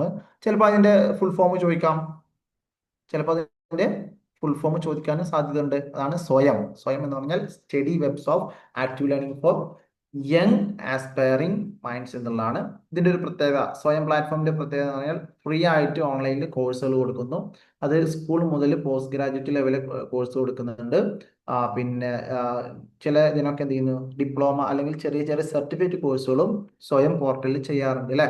അതൊക്കെ അംഗീകരിച്ചാണ് UGC പോലുള്ള പിന്നെ എന്താണ് ബോഡീസ് ഒക്കെ അംഗീകരിച്ചാണ് സ്വയം പ്ലാറ്റ്ഫോം അല്ലെ. UGC ആണത് പിന്നെ അതിന്റെ ഒരു ഇതിനൊക്കെ നേതൃത്വം കൊടുക്കുന്നതൊക്കെ, നടത്തിപ്പിനൊക്കെ നേതൃത്വം കൊടുക്കുന്നതൊക്കെ UGCന്റെ ഭാഗത്തു നിന്നാണ്. അതുകൊണ്ട് തന്നെ അത് ഭയങ്കര സ്ട്രെസ്ഫുൾ ആണ്, ആളുകൾ ഇപ്പോൾ ഓപ്റ്റ് ചെയ്യുന്നുണ്ട്. ഓക്കെ, സ്വയം എന്ന് പറഞ്ഞാൽ study webs of active learning four young aspiring minds എന്നുള്ളതാണ് സ്വയത്തിന്റെ ഫുൾ ഫോം. സ്വയം പ്രഭ. സ്വയം പ്രഭ എന്ന് പറഞ്ഞാൽ 34 DTH ചാനലുകളാണ്. ഓക്കെ, അതായത് നമ്മുടെ പിന്നെ ലെക്ചേഴ്സും കണ്ടന്റ് ഒക്കെ സാറ്റലൈറ്റ് വഴി ആർട്സ്, സയൻസ്, കൊമേഴ്സ്, എഞ്ചിനീയറിംഗ് ഒക്കെ അങ്ങനെയുള്ള സബ്ജക്റ്റുകളൊക്കെ നമ്മൾ എന്ത് ചെയ്യുന്നു, TV വഴി ബ്രോഡ്കാസ്റ്റ് ചെയ്യുന്നതിനെയാണ് സ്വയം പ്രഭ എന്ന് പറയുന്നത്. 34 DTH ചാനൽ അതിന്റെ ഭാഗമായിട്ട് റണ്ണ് ചെയ്യുന്നുണ്ട്. ഓക്കെ, പിന്നെ NPTEL ആണ്. NPTEL എന്ന് പറഞ്ഞാൽ national programme on technology enhanced learning ആണ്. Okay, national programme on technology enhanced learning ആണ് NPTEL എന്ന് പറഞ്ഞാൽ. അതിൽ എഞ്ചിനീയറിംഗ്, സയൻസ്, IIT, IISc പിന്നെ പോലുള്ള സ്ഥാപനങ്ങളൊക്കെ ഉണ്ടാക്കിയ, അവരൊക്കെ ഡിസൈൻ ചെയ്തിട്ടുള്ള പിന്നെ എഞ്ചിനീയറിംഗ്, സയൻസ് കോഴ്സുകളൊക്കെയാണ് ഇതിൽ ഏറ്റവും കൂടുതലുള്ള ഓക്കെ നമ്മളെ ഈ ഒരു NPTEL പോർട്ടലിൽ ഉണ്ടാവാറുള്ളത്. പിന്നെ മൂക്കാണ്. മൂക്ക് കേട്ടിട്ടുണ്ടാവും, MOOC അതാണ് മൂക്കിന്റെ spelling. Massive open online courses ആണ്. ഇതൊക്കെ ചില ആളുകളൊക്കെ ചെയ്തിട്ടുണ്ടാവും. ഇതിലൊക്കെ നമ്മൾ പഠിച്ചുകൊണ്ടിരിക്കുന്ന സമയത്ത് തന്നെ നമുക്ക് എക്സ്ട്രാ കോഴ്സുകളൊക്കെ നമ്മൾ ഇഷ്ടമുള്ള സബ്ജക്ട് സെലക്ട് ചെയ്തിട്ട് നമുക്ക് ചെയ്യാൻ പറ്റുന്നതാണ് മൂക്ക് കോഴ്സുകളൊക്കെ. ഇപ്പോൾ കാലിക്കറ്റ് യൂണിവേഴ്സിറ്റിയിലൊക്കെ എന്ത് ചെയ്യുന്ന ക്യാമ്പസിൽ പഠിക്കുമ്പോൾ തന്നെ നമ്മളോട് വന്നിട്ട് ആളുകൾ ചോദിക്കുന്നുണ്ട്, ഇത് പഠിക്കുന്നതോ വേണമെന്നൊക്കെ ചോദിക്കുന്നുണ്ട്. ഇതൊക്കെ എന്താ, ഇതിന്റെയൊക്കെ പ്രത്യേകത എന്ന് പറഞ്ഞാൽ ഫ്രീ കോഴ്സുകളാണ്. ആ സർട്ടിഫിക്കറ്റിന് മാത്രം എന്തോ ചെറിയ ഫീസ് കൊടുത്താൽ മതി. 1000 രൂപ എന്തോടും പരീക്ഷ എഴുതാൻ മാത്രം കൊടുത്താൽ മതി. അതാണ് മാസീവ് ഓപ്പൺ ഓൺലൈൻ കോഴ്സസ്. സ്വയം ഹോസ്റ്റ് മൂക്സ് വിത്ത് UGC AICTE അപ്രൂവ്ഡ് കണ്ടന്റ് ആണ്. ഓക്കെ, ഇവർ തന്നെയാണ്, സ്വയമാണ് ഇത് നടത്തുന്നത്. മൂക്ക് കോഴ്സുകൾ, മാസീവ് ഓപ്പൺ ഓൺലൈൻ കോഴ്സസ്. ഈ PG പാഠശാല പോസ്റ്റ് ഗ്രാജുവേറ്റ് ഈ കണ്ടന്റ് ആണ് ഇതിലുള്ളത്. ഇത് UGC ആണ് ഉണ്ടാക്കിയിട്ടുള്ളത്. PG സബ്ജക്ട്സിനാണ് മെയിൻ ആയിട്ട് ഉണ്ടായിട്ടുള്ളത്. വീഡിയോ ലെക്ചേഴ്സ്, അസൈൻമെന്റ്സ് അങ്ങനെയുള്ള കാര്യങ്ങളൊക്കെ ഉള്ളതാണ് ഇത് ഈ PG പാഠശാല എന്ന് പറയുന്നത്. ഈ PG പാഠശാല അതായത് PG സിലബസുമായി ബന്ധപ്പെട്ട PGയുമായി ബന്ധപ്പെട്ട ഡാറ്റയാണ് അതിലുള്ളത്. ഇതൊക്കെ അറിയാത്തവർ നോട്ട് ചെയ്ത് നിങ്ങൾക്ക് ഉപയോഗപ്പെടും. ഓക്കെ, നിങ്ങളുടെ ഒരു ഭാവി പഠനത്തിലേക്കൊക്കെ പഠിച്ചുകൊണ്ടിരിക്കുന്ന PG ചെയ്യുന്ന ആളുകളൊക്കെ ഇതിലുണ്ടെങ്കിൽ ഈ PG പാഠശാലയൊക്കെ കയറി നോക്കുക. പിന്നെ Diksha digital infrastructure for knowledge sharing ആണ്. പ്ലാറ്റ്ഫോം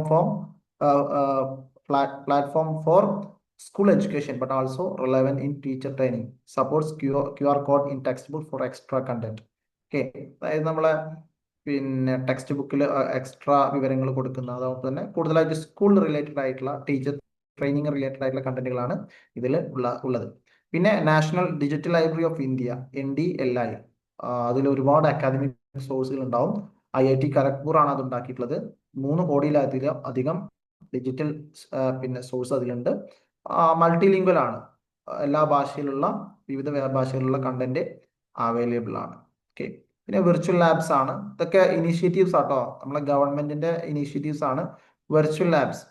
അതായത് സയൻസ്, എഞ്ചിനീയറിംഗ് ലാബ്സ് ഒക്കെ എന്ത് ചെയ്യുന്നു, നമുക്ക് ഇതിൽ കാണാം, ഇതിൽ ആക്സസ് ചെയ്യാൻ പറ്റുന്ന ഒരു ഇനീഷ്യേറ്റീവ് ആണ്.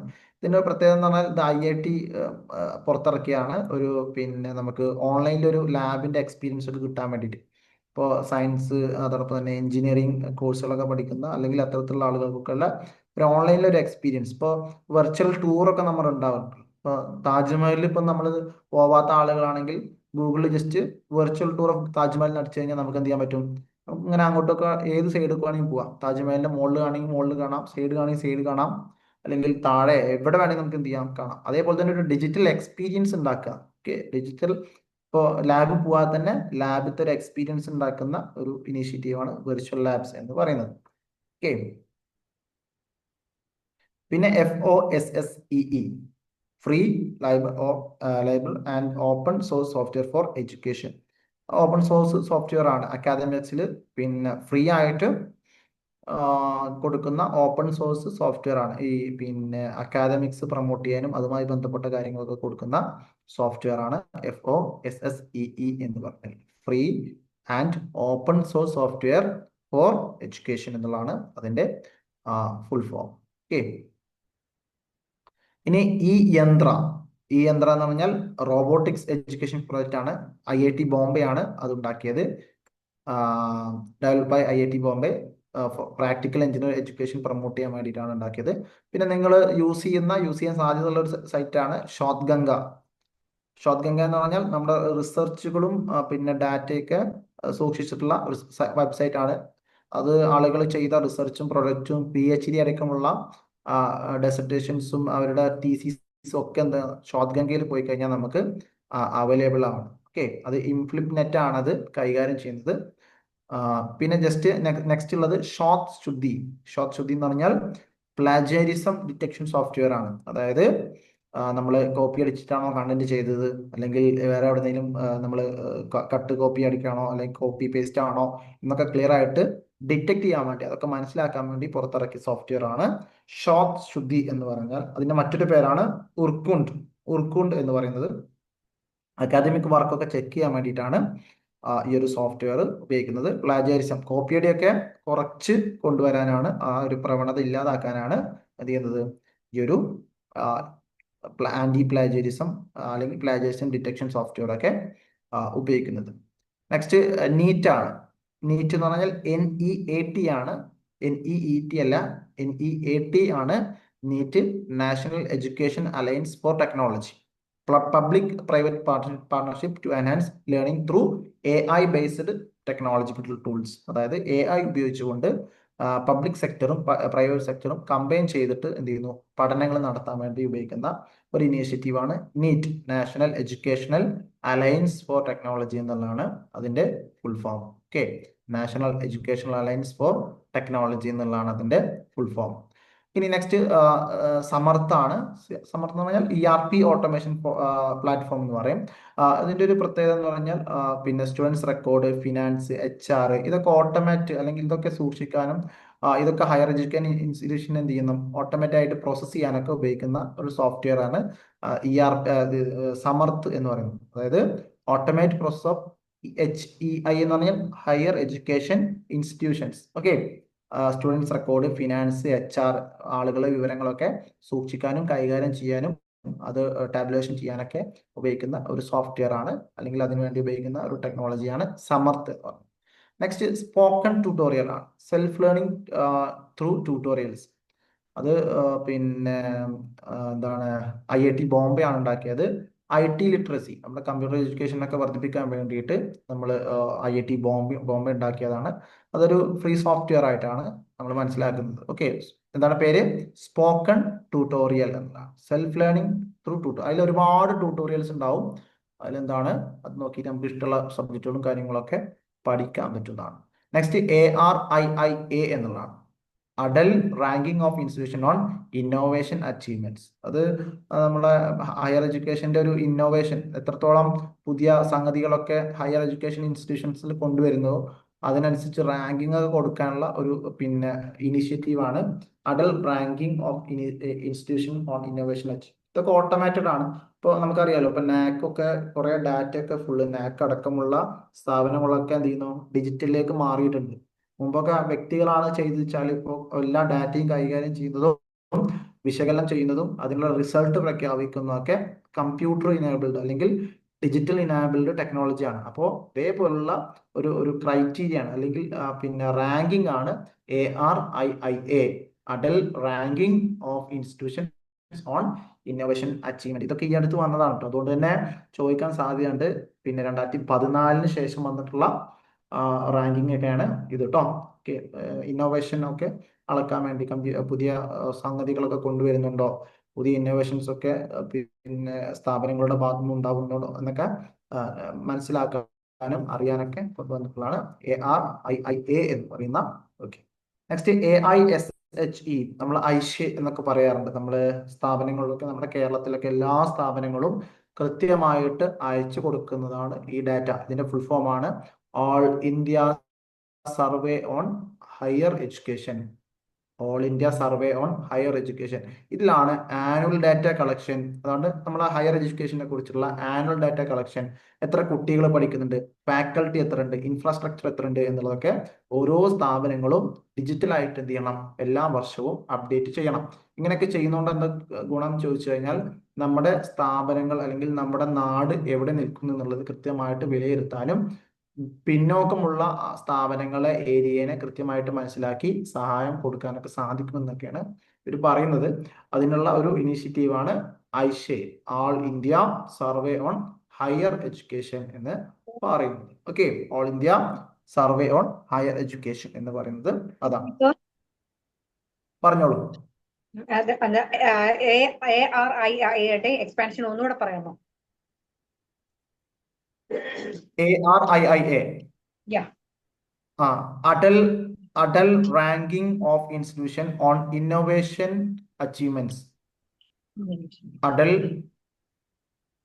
അഡൽ നമ്മളിപ്പോ പിന്നെ ഈ അടുത്ത് കാശ്മീരിൽ വന്ന വലിയ പാലം, അതൊക്കെ അഡലാണല്ലോ. അഡൽ എന്നുള്ള പേര് വന്നത് അടൽ ബിഹാരി വാജ്പേയി ഉണ്ട്, ആ ഒരു അങ്ങനെ വന്നിട്ടുള്ളത്. Atal ranking of institutions on innovation achievements ആണ് ARIIA. Thank you sir. Okay, ഇനി നെക്സ്റ്റ് ഉള്ളത് ICT ആൻഡ് ഗവേണൻസ് ആണ്. ഗവേണൻസ് ഞാൻ നേരത്തെ പറഞ്ഞു, ഞാൻ നിങ്ങൾക്ക് ഡീറ്റെയിൽ ആയിട്ട് അത് പറഞ്ഞുതരാം എന്ന് പറഞ്ഞു. ഗവേണൻസ് എന്ന് പറഞ്ഞാൽ നമ്മുടെ ഈ ഭരണകാര്യങ്ങൾ, അല്ലെങ്കിൽ നമ്മുടെ ഒരു പിന്നെ കമ്പ്യൂട്ടറും ടെക്നോളജി ഒക്കെ ഉപയോഗിച്ച് എങ്ങനെയാണ് ഓരോ കാര്യങ്ങളും നിയന്ത്രിക്കുന്നത്, അതെങ്ങനെയാണ് നമ്മൾ ഗവേണൻസ് എന്ന് പറയുന്നത്. ഓക്കെ, അതിൽ തന്നെ ഒരുപാട് ടൈപ്സ് ഉണ്ട്. G2C, G2B, G2G, G2E എന്ന് പറയുന്ന 4 ടൈപ്പാണ് നമുക്ക് ഗവേണൻസിന്റെ ഭാഗമായിട്ടുള്ളത്. അതിലൊന്നാമത് G2C ആണ്.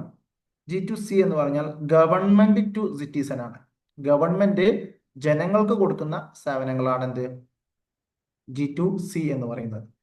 അതിൽ വരുന്നതാണ് പിന്നെ ആധാർ, ഡിജി ലോക്കർ, ടാക്സ് ഫയലിംഗ്, അങ്ങനെയുള്ള നമ്മൾ ഗവൺമെന്റ് ജനങ്ങൾക്ക് ഓൺലൈനിലൂടെ കൊടുക്കുന്ന സേവനങ്ങൾക്ക്, അല്ലെങ്കിൽ അത്തരത്തിലുള്ള ICT, ഇൻഫർമേഷൻ കമ്മ്യൂണിക്കേഷൻ ടെക്നോളജി ഇനാബിൾഡ് ആയിട്ടുള്ള കാര്യങ്ങൾക്ക്, കമ്പ്യൂട്ടർ ഡിജിറ്റൽ ടെക്നോളജി ഉപയോഗിച്ചുകൊണ്ട് ഗവൺമെന്റ് ജനങ്ങൾക്ക് കൊടുക്കുന്ന സേവനങ്ങളെയാണ് നമ്മൾ എന്ത് പറയുന്നത്, G2C, ഗവൺമെന്റ് ടു സിറ്റിസൺ എന്ന് പറയുന്നത്. അത് ആധാർ, ഡിജി ലോക്കർ, ടാക്സ് ഫയലിംഗ് അതിന് എക്സാമ്പിൾ ആണ്. ഇനി രണ്ടാമത്തത് G2B ആണ്, ഗവൺമെന്റ് ടു ബിസിനസ് ആണ്. ബിസിനസ് സ്ഥാപനങ്ങൾക്ക്, ബിസിനസ്സുമായി ബന്ധപ്പെട്ട ആളുകൾക്ക് ഗവൺമെന്റ് കൊടുക്കുന്ന പിന്നെ സേവനങ്ങൾക്കാണ് ഇത് പറയുന്നത്. അതിപ്പോ GST പോർട്ടൽ ആവാം, ടെൻഡറിങ് ആവാം, അതൊക്കെ എന്താണ്, ബിസിനസ് ചെയ്യുന്ന ആളുകൾക്ക് ഗവൺമെന്റ് കൊടുക്കുന്ന ഡിജിറ്റൽ ഇതാണ്, സേവനങ്ങളാണ്. ഇനി ഗവൺമെന്റ് ടു ഗവൺമെന്റ് ആണ്. ഇപ്പോൾ ഗവൺമെന്റ് ഡിപ്പാർട്ട്മെന്റ് പരസ്പരം ഡാറ്റ ഷെയർ ചെയ്യാൻ, ഇപ്പോൾ പോലീസ് ക്രിമിനൽ റെക്കോർഡ്, അതോടൊപ്പം തന്നെ ഇപ്പോൾ മുഖ്യമന്ത്രിയുടെ ഓഫീസിൽ നിന്ന് ജില്ലാ കളക്ടറുടെ ഓഫീസിലേക്ക് ഡാറ്റ ട്രാൻസ്ഫർ ചെയ്യാൻ, അതിനൊക്കെ എന്ത് ചെയ്യുന്നുണ്ട്. ഇതിന് പുറമേയുള്ള ഇപ്പോൾ നിങ്ങൾക്ക് അറിയില്ലേ, സ്പാർക്ക് എന്ന് പറയുന്ന സോഫ്റ്റ്വെയർ ഉണ്ട്. സ്പാർക്ക് എന്ന് പറഞ്ഞാൽ നമ്മുടെ കേരള ഗവൺമെന്റ് ജീവനക്കാർക്കുള്ളതാണ്. അതിലൂടെയാണ് അവർക്ക് ശമ്പളമൊക്കെ പാസ്സാവുന്നത്. സ്പാർക്ക് എന്ന് പറയുന്ന സോഫ്റ്റ്വെയർ ഉണ്ട്. അതൊക്കെ ഇതൊന്നും ജനങ്ങൾക്ക് ആക്സസ് ചെയ്യാൻ പറ്റില്ല. അപ്പൊ സ്പാർക്കിൽ പിന്നെ രജിസ്റ്റർ ചെയ്യാനോ ലോഗിൻ ചെയ്യാനോ അതിൽ കയറി കളിക്കാനോ ഒന്നും ജനങ്ങൾക്ക് പറ്റൂല. അത് ഗവൺമെന്റിന്റെ ഉള്ളിലുള്ള ഗവൺമെന്റ് ടു ഗവൺമെന്റ് ആയിട്ടുള്ള ഒരു സിസ്റ്റമാണ്. ഓക്കെ, ഇനി ഗവൺമെന്റ് ടു എംപ്ലോയി, ഇതാണ് ഞാൻ നേരത്തെ പറഞ്ഞത്. ഗവൺമെന്റ് ടു എംപ്ലോയി, ഗവൺമെന്റ് ജീവനക്കാർക്കുള്ള പേറോള്, PF, HRMs, ഇതൊക്കെ അതിനുള്ള പിന്നെ എക്സാമ്പിൾസ് ആണ്, അവർ കൊടുക്കുന്ന സേവനങ്ങൾ. അപ്പോൾ ഗവൺമെന്റ് ടു സിറ്റിസൺ, ജനങ്ങൾക്ക് കൊടുക്കുന്ന, ഗവൺമെന്റ് ബിസിനസ്സിന് കൊടുക്കുന്നത് ഗവൺമെന്റുകൾ തമ്മിൽ, അതായത് വ്യത്യസ്ത ഡിപ്പാർട്ട്മെന്റ് തമ്മിൽ കമ്മ്യൂണിക്കേറ്റ് ചെയ്യാൻ, ഗവൺമെന്റും ജീവനക്കാരും തമ്മിൽ കമ്മ്യൂണിക്കേറ്റ് ചെയ്യാനൊക്കെ ഇത്തരത്തിലുള്ള ICT എനാബിൾഡ് ആയിട്ടുള്ള നമ്മൾ പിന്നെ ടെക്നോളജി ഉപയോഗിക്കുന്നുണ്ട്. ഓക്കെ, ഇനി നിങ്ങൾ ശ്രദ്ധിക്കേണ്ടത്, ഇതിൽ ഡീറ്റെയിൽ ആയിട്ടുള്ള കുറച്ച് സോഫ്റ്റ്വെയറുകളൊക്കെ നിങ്ങൾ പഠിച്ചൊന്ന് മനസ്സിലാക്കി വെക്കുക. നമുക്ക് പിന്നെ കംപ്ലീറ്റ് ഒന്നും എന്ത് ചെയ്യാൻ പറ്റില്ല, ലിസ്റ്റ് ഔട്ട് ചെയ്യാൻ പറ്റില്ല. അതുകൊണ്ട് തന്നെ ഇപ്പോൾ G2C, അതായത് ഗവൺമെന്റ് ടു സിറ്റിസൺ ആകുമ്പോൾ ആധാർ, ഡിജി ലോക്കർ, ടാക്സ് ഫയലിങ്ങിന് പുറമെ ഒരുപാട് സേവനങ്ങളുണ്ട്. ഇപ്പൊ ഈ അടുത്ത് വന്നതാണ്, നമ്മുടെ നാട്ടിൽ വന്നാണ് എന്റെ കേരളം, മൈ കേരള എന്റെ കേരളം എന്നാണ്, അങ്ങനെ ഒരു ആപ്പ് വന്നിട്ടുണ്ട്. എന്താണ് എന്റെ കറക്റ്റ് ഓർമ്മ എനിക്ക് കിട്ടില്ല. അതില് ഫുൾ റവന്യൂ ഡാറ്റ നമുക്ക് കിട്ടും. എന്റെ കേരളം എന്നാണ് തോന്നുന്നത്, എന്റെ ഒരു ആപ്പ് ഉണ്ട്. അങ്ങനെയുള്ള ഓരോ ഇനീഷ്യേറ്റീവ്സ് എന്ത് ചെയ്യുന്നുണ്ട്, ഓരോ വർഷം വരുന്നുണ്ട്. നിങ്ങൾ പരീക്ഷ എഴുതുന്നതിന്റെ പിന്നെ ചിലപ്പോൾ ഈ മാസം ഇപ്പോൾ വരുന്ന ഒരു ആപ്പ് ആയിരിക്കും ചിലപ്പോൾ എന്ത് ചെയ്യാം അടുത്ത പരീക്ഷയിൽ ചോദിക്കാം. അതാണ് ഞാൻ പറഞ്ഞത്, ഇത് നിരന്തരം അപ്ഡേറ്റ് ചെയ്തുകൊണ്ടിരിക്കണം ഇത്തരത്തിലുള്ള ഡാറ്റകളൊക്കെ. പുതിയ ആപ്പുകളൊക്കെ ഇങ്ങനെ നിരന്തരം വന്നുകൊണ്ടിരിക്കും. ഇപ്പോൾ നമ്മുടെ കേരള സർക്കാരിന്റെ ആപ്പുകൾക്ക് വലിയ ഒരു ഇതിൽ കൊടുക്കണ്ട, കാരണം ഇതൊക്കെ എന്താണ് UGC ആണ് പേപ്പർ ഉണ്ടാക്കുന്നത്. അതുകൊണ്ട് തന്നെ പിന്നെ നമുക്ക് ഈ ഇപ്പൊ പോലീസിന്റെ ആപ്പ് ഉണ്ട്, പൊൽ ആപ്പ് എന്നാണ് അതിന്റെ പേര്. അപ്പോൾ UGCന്റെ തന്നെ ആപ്പുകളുണ്ട്. പിന്നെ എന്താ കേന്ദ്ര സർക്കാരിന്റെ ശ്രം ആപ്പ് ഉണ്ട്. പിന്നെ അങ്ങനെയുള്ള ഒരുപാട് ആപ്പുകൾ ഒക്കെ എന്ത് ചെയ്യാം, ജസ്റ്റ് ഒന്ന് പഠിച്ചു വെക്കുക കേട്ടോ, നിങ്ങളൊന്ന് മനസ്സിലാക്കുക. അതാ tools and technology used in governance. സാധാരണ ഉപയോഗിക്കുന്ന ആപ്പുകൾ ഏതൊക്കെയാണെന്നുള്ളതാണ് നോക്കുന്നത്, അല്ലെങ്കിൽ എന്തൊക്കെ ടൂൾസ് ആണ് ഓരോ കാര്യങ്ങൾക്കും വേണ്ടി ഉപയോഗിക്കുന്നതെന്നാണ് നോക്കുന്നത്. Web portals. ഇപ്പോൾ വെബ് പോർട്ടൽസ് എന്തിനു വേണ്ടിയിട്ടാണ് പിന്നെ നമ്മുടെ ഗവൺമെന്റ് അല്ലെങ്കിൽ ഗവൺമെന്റ് എന്തിനു വേണ്ടിയിട്ടാണ് വെബ് പോർട്ടൽ ഉപയോഗിക്കുന്നത്? ഇപ്പോൾ ഓൺലൈൻ സർവീസസ്, ജനങ്ങൾക്ക് ഓൺലൈൻ സർവീസസ് കൊടുക്കാൻ വേണ്ടി. ഇപ്പോൾ ഉമംഗ്, അതാണ് ഞാൻ നേരത്തെ പറഞ്ഞത്, ഉമംഗ് വളരെ പ്രധാനപ്പെട്ട ഒരു ഇനീഷ്യേറ്റീവ് ആണ്. ഈ അടുത്ത് ഗവൺമെന്റ് കൊണ്ടുവന്ന ഒരു ഇനീഷ്യേറ്റീവ് ആണ്. ഈ ഉമംഗിന്റെ ഒരു പ്രത്യേകത എന്ന് പറഞ്ഞാൽ കംപ്ലീറ്റ് സർവീസ്, ജനങ്ങൾക്ക് ആവശ്യമായിട്ടുള്ള കംപ്ലീറ്റ് സർവീസസ് നമുക്ക് ഒറ്റ ആപ്പിൽ കിട്ടുന്നു എന്നുള്ളതാണ് ഉമംഗിന്റെ ഒക്കെ ഒരു പ്രത്യേകത. ഓക്കെ, അതൊരു വെബ് പോർട്ടലാണ്, അതൊരു ആപ്പായിട്ടും ഇന്ന് വന്നിട്ടുണ്ട്. ഓക്കെ, അതോടൊപ്പം തന്നെ മൊബൈൽ ആപ്സ്, ആളുകൾക്ക് പരാതികളും ആളുകളെ എൻഗേജ് ചെയ്യിപ്പിക്കാനുള്ള ഒരു ആപ്പാണ് മൊബൈൽ ആപ്പുകൾ. അതിൽ ഉമംഗ് ഉണ്ട്, ആരോഗ്യ സേതു ഉണ്ട്. ഇപ്പൊ നമ്മുടെ ഹെൽത്തുമായി ബന്ധപ്പെട്ട കാര്യങ്ങളൊക്കെ ആരോഗ്യ സേതു ആപ്പിൽ നമുക്ക് ലഭ്യമാകും. നമ്മുടെ ഡാറ്റ ഒക്കെ അതിൽ സേവ് ആവുന്നുണ്ട്. നമ്മൾ ഏത് ഗവൺമെന്റ് ഹോസ്പിറ്റലിൽ പോയാലും എന്ത് ചെയ്യുന്നുണ്ട്, ആധാർ കാർഡ് കൊടുക്കുന്നു. ആധാർ കാർഡ് കൊടുത്തു കഴിഞ്ഞാൽ മെഡിക്കൽ ഡിസ്ക്രിപ്ഷൻ ഒക്കെ വരുന്നത് ഏതിലാണ്, നമ്മുടെ ഫോണിൽ അല്ലെങ്കിൽ ഈ ആപ്പ് വഴിയൊക്കെ വരുന്നുണ്ട്. നമുക്ക് എന്ത് രോഗമായിട്ട് നമ്മൾ പോയി കഴിഞ്ഞാലും ഗവൺമെന്റ് ഹോസ്പിറ്റലിൽ പോയി വെച്ചാലും നമ്മുടെ ഡാറ്റ ഇവിടെ സേവ് ആവുന്നുണ്ട്. ഓക്കെ, പിന്നെ ക്ലൗഡ് കമ്പ്യൂട്ടിംഗ്, അതായത് ഗവൺമെന്റ് ഡാറ്റാബേസ് സെക്യൂർ ആയിട്ട് സേവ് ചെയ്യാൻ വേണ്ടിയിട്ടാണ് ക്ലൗഡ് കമ്പ്യൂട്ടിംഗ്. ക്ലൗഡ് കമ്പ്യൂട്ടിംഗ് എന്താണെന്നുള്ളത് ഞാൻ ആദ്യം പറഞ്ഞിട്ടുണ്ടായിരുന്നു. ഡാറ്റ ഓൺലൈനായിട്ട് പിന്നെ ഷെയർ ചെയ്യാനും ഡാറ്റ ഓൺലൈനായിട്ട് കൈകാര്യം ചെയ്യാനും ഉപയോഗിക്കുന്ന ഒരു ടെർമിനോളജിയാണ് ക്ലൗഡ് കമ്പ്യൂട്ടിംഗ് എന്ന് പറഞ്ഞാൽ. ഇപ്പോൾ പല പിന്നെ യൂണിവേഴ്സിറ്റികളും അതോടൊപ്പം തന്നെ വലിയ വലിയ സ്ഥാപനങ്ങളൊക്കെ ഉപയോഗിക്കുന്നത് ക്ലൗഡ് കമ്പ്യൂട്ടിംഗ് ആണ്. ഡാറ്റ ഒന്നും അവർ കമ്പ്യൂട്ടറിൽ സൂക്ഷിക്കുന്നില്ല. കാരണം എന്താ ചോദിച്ചു കഴിഞ്ഞാൽ, ക്ലൗഡ് കമ്പ്യൂട്ടിംഗ് ആണെങ്കിൽ ഡാറ്റയ്ക്ക് എപ്പോഴും ഒരു ബാക്കപ്പ് ഉണ്ടാവും. മറ്റേത് നമ്മുടെ കമ്പ്യൂട്ടർ എപ്പോഴും ആണെങ്കിലും വൈറസ് കാരണം അടിച്ചു പോകാനൊക്കെ സാധ്യത. അതുകൊണ്ട് തന്നെ ക്ലൗഡ് കമ്പ്യൂട്ടിംഗ് ആണ് ഇന്ന് അധികം പിന്നെ സെക്യൂർ ആയിട്ട് ഡാറ്റ സൂക്ഷിക്കാൻ വേണ്ടി ഉപയോഗിക്കുന്നത്. ബയോമെട്രിക്സ് ആധാർ ബേസ്ഡ് ഐഡന്റിഫിക്കേഷന് ഉപയോഗിക്കുന്നുണ്ട്. GIS ആൻഡ് GPS, അതായത് GIS എന്ന് പറഞ്ഞാൽ ഈ അടുത്ത് നമ്മൾ ഇന്ത്യ തുടങ്ങിയ ഒരു ഇനീഷ്യേറ്റീവ് ആണ്. അതിന്റെ ഒരു പ്രത്യേകത എന്ന് പറഞ്ഞാൽ GPS തുടങ്ങിയ ആരായിരുന്നു നമുക്കറിയാം. GPS തുടങ്ങിയത് അത് അമേരിക്കയാണ്. പിന്നെ ഇതൊരു ജോഗ്രഫിക് ഇൻഫോർമേഷൻ സിസ്റ്റം ആണ്. ഓക്കെ, അത് കുറച്ചുകൂടി ഡീറ്റെയിൽ ആയിട്ട് പിന്നെ GPS മോഡലുള്ള സിസ്റ്റം എന്ത് ചെയ്യുന്നുണ്ട്, ഇന്ത്യ ഇനീഷ്യേറ്റ് ചെയ്ത് വരുന്നുണ്ട്. ഇതും GPS പോലെ ഉപയോഗിക്കുന്ന ഒരു സിസ്റ്റം ആണ് എന്ത്, GIS. Okay, geographic information system എന്നതാണ്. മറ്റേത് നമുക്കറിയാലോ, GPS ഗ്ലോബൽ പൊസിഷനിങ് സിസ്റ്റം എന്നതാണ് GPS-ന്റെ ഫുൾ ഫോം. നമ്മൾ ഓരോ കാര്യങ്ങളൊക്കെ മോണിറ്റർ ചെയ്യാനും ഡെവലപ്മെന്റ് പ്രോജക്റ്റ് ഒക്കെ ഇവാലുവേറ്റ് ചെയ്യാനൊക്കെയാണ് ഇത് ഉപയോഗിക്കുന്നത്. ഇപ്പോൾ GIS സിസ്റ്റം ഉപയോഗിച്ചിട്ടാണ് ഇന്നും എന്ത് ചെയ്യുന്നത്, നമ്മുടെ നാട്ടില് 2008-ലും 2010-ലും 20-ലൊക്കെ എവിടെയാണ് പാടങ്ങൾ ഉണ്ടായിരുന്നത്, എവിടെയാണ് തോടുകൾ ഉണ്ടായിരുന്നത്, എവിടെയാണ് പിന്നെ ഓരോ പിന്നെ ബിൽഡിങ്സ് ഉണ്ടായിരുന്നതൊക്കെ, അതൊക്കെ മോണിറ്റർ ചെയ്യുന്നതും പ്ലാൻ ചെയ്യുന്നതും ഡെവലപ്പ് ചെയ്യുന്നതൊക്കെ ഈ ഒരു ഇത്തരത്തിലുള്ള GPS ഡാറ്റ ഉപയോഗിച്ചിട്ടാണ്. ഇത് നമ്മൾ അറിയാത്തതാണ്. ഇതൊക്കെ ഉപയോഗിച്ചിട്ടാണ് എന്ത് ചെയ്യുന്നത്, പുതിയ പുതിയ കാര്യങ്ങളൊക്കെ ചെയ്യുന്നത്. പിന്നെ big data analytics, okay, policy മേക്കിങ്ങിനും ഗവേണൻസിനൊക്കെ വലിയ ഡാറ്റകളും കാര്യങ്ങളൊക്കെ എന്ത് ചെയ്യാറുണ്ട്, അനലൈസ് ചെയ്യാറുണ്ട്. അതിനു വേണ്ടിയുള്ള അനലിറ്റിക് ടൂളുകളൊക്കെ ഉപയോഗിക്കാറുണ്ട്. ഓക്കെ, ഇനി ഇന്ത്യയിലുള്ള കുറച്ച് സോഫ്റ്റ്വെയറുകളെ കുറിച്ച്. ഇപ്പൊ ഞാൻ നേരത്തെ പറഞ്ഞില്ലേ, ഉമംഗ് പോലെ ഡിജിറ്റൽ ഇന്ത്യ എന്ന് പറയുന്ന ഒരു സോഫ്റ്റ്വെയർ അല്ലെങ്കിൽ ഒരു ഇനീഷ്യേറ്റീവ്സ് ആണ് നമ്മുടെ ഗവൺമെന്റ് തുടങ്ങിയ, നമ്മുടെ ഇന്ത്യൻ ഗവൺമെന്റ് തുടങ്ങിയിട്ടുള്ള കുറച്ച് ഇനീഷ്യേറ്റീവ്സ് ആണ്. അതിൽ ഒന്നാമതാണ് ഡിജിറ്റൽ ഇന്ത്യ എന്ന്. ഡിജിറ്റൽ ഇന്ത്യ എന്ന് പറഞ്ഞു കഴിഞ്ഞാൽ നമ്മുടെ നാട്ടിലെ ജനങ്ങൾക്ക് കണ്ടന്റുകളൊക്കെ, എല്ലാ കണ്ടന്റുകളും ഡിജിറ്റൽ ആയിട്ട് ആളുകൾക്ക് അവൈലബിൾ ആവുക. ഗവൺമെന്റ് സർവീസസ് ഒക്കെ ഓൺലൈനിലും അതോടൊപ്പം തന്നെ ഇലക്ട്രോണിക്കലി മൊബൈൽ വഴിയൊക്കെ നമുക്ക് അത് ലഭ്യമാക്കുന്ന ഒരു ഒരു ഇനീഷ്യേറ്റീവാണ് ഡിജിറ്റൽ ഇന്ത്യ. പഠിച്ചു വെച്ചോളൂ, ഡിജിറ്റൽ ഇന്ത്യ. അതൊക്കെ ചോദിക്കും കേട്ടോ, തിരിച്ചു മറിച്ചൊക്കെ അങ്ങോട്ടും ഇങ്ങോട്ടൊക്കെ ആയിട്ട് ചോദിക്കും. രണ്ടാമത്തെ ഇനീഷ്യേറ്റീവാണ് വലിയ ഈ അടുത്ത് എന്ന് പറഞ്ഞാൽ കഴിഞ്ഞ ഒരു 20 കൊല്ലത്തിന്റെ ഇടയ്ക്ക് വന്ന ഇനീഷ്യേറ്റീവ്സ് ആണ് ഇതൊക്കെ. ഓക്കെ, ആധാർ ഇല്ല, ഇന്ന് ആധാർ ഇല്ലാതെ നമുക്കൊരു കാര്യവും സാധ്യമല്ല. നമ്മുടെ ബയോമെട്രിക് ബേസ്ഡ് ആയിട്ടുള്ള unique ID for all residence of India. ഇന്ത്യയിലുള്ള എല്ലാ പിന്നെ അധിവസിക്കുന്ന ഇന്ത്യയിൽ താമസിക്കുന്ന എല്ലാ ആളുകൾക്കുള്ള ബയോമെട്രിക് ഇനേബിൾഡ് ആയിട്ടുള്ള ഒരു യുണീക് ആധാർ എന്ന് പറയുന്നത്. ഓക്കെ, ആധാർ എന്ന് പറയുന്നത് അതാണ്. ഉമംഗ് എന്ന് പറഞ്ഞാൽ നമ്മുടെ പിന്നെ യൂണിഫൈഡ് ആപ്പാണ്. ഞാൻ നേരത്തെ പറഞ്ഞില്ലേ, നമുക്ക് എല്ലാ വിവരങ്ങളും ഒറ്റ പ്ലാറ്റ്ഫോം, ഒറ്റ ആപ്പിൽ കിട്ടുന്ന, ഇപ്പൊ ഈ അടുത്ത് കേന്ദ്ര സർക്കാർ പുറത്തിറക്കിയതാണ് ഉമംഗ് എന്ന് പറയുന്ന app. Unified app for availing multiple government services. Okay, വ്യത്യസ്തമായിട്ടുള്ള ഗവൺമെന്റ് സർവീസസ് ഒറ്റ പ്ലാറ്റ്ഫോമിൽ, ഒരൊറ്റ ആപ്പിൽ കിട്ടുന്നതാണ് ഉമംഗ് എന്ന് പറഞ്ഞാൽ. DigiLocker, digital storage of personal documents issued by government.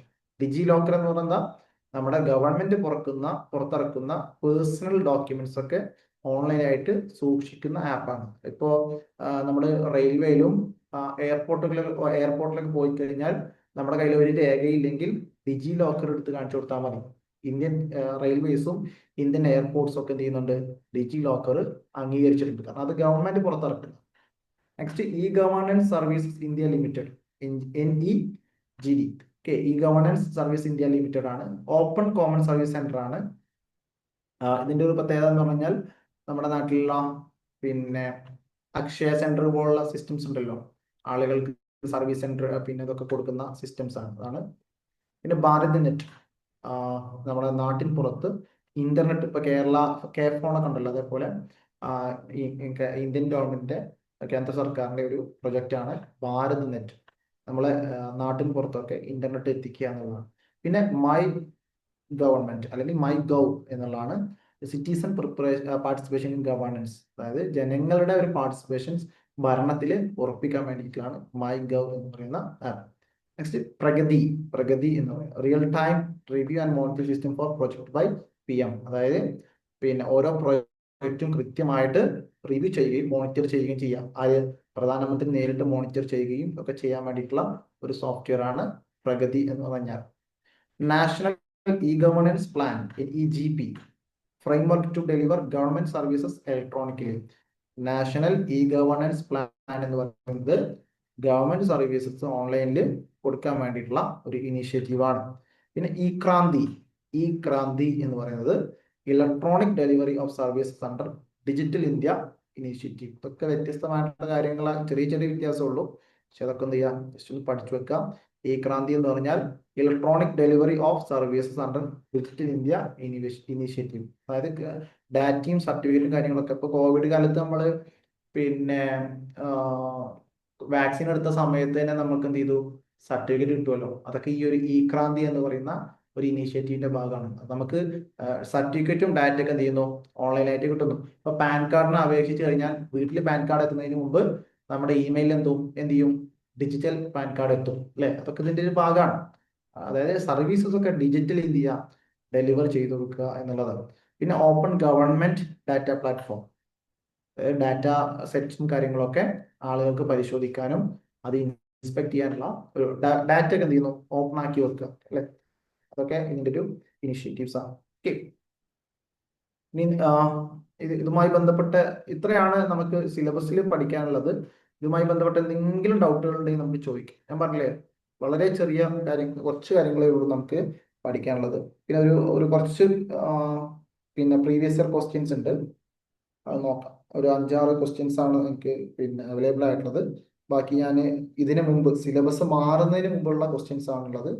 അത് അത്ര ഒരു പിന്നെ ഇതല്ല, നമ്മളത് എടുക്കേണ്ട കാര്യമില്ല. അങ്ങനെയാണെങ്കിൽ സിലബസിന് ഒരു പ്രാധാന്യം ഇല്ലാതെ പോകും. അതിൽ കുറെ ഹിസ്റ്ററി അങ്ങനെയുള്ള കാര്യങ്ങളൊക്കെയാണ് വരുന്നത്. ഓക്കെ, നിങ്ങൾക്ക് ഇതുമായി ബന്ധപ്പെട്ട എന്തെങ്കിലും ഡൗട്ട് ഉണ്ടെങ്കിൽ ചോദിക്കാം. സിലബസ് ഞാനിതാ ഡിസ്പ്ലേ ചെയ്തിട്ടുണ്ട്. നിങ്ങൾക്ക് എന്തെങ്കിലും ഡൗട്ട് ഉണ്ടെങ്കിൽ ചോദിക്കാം.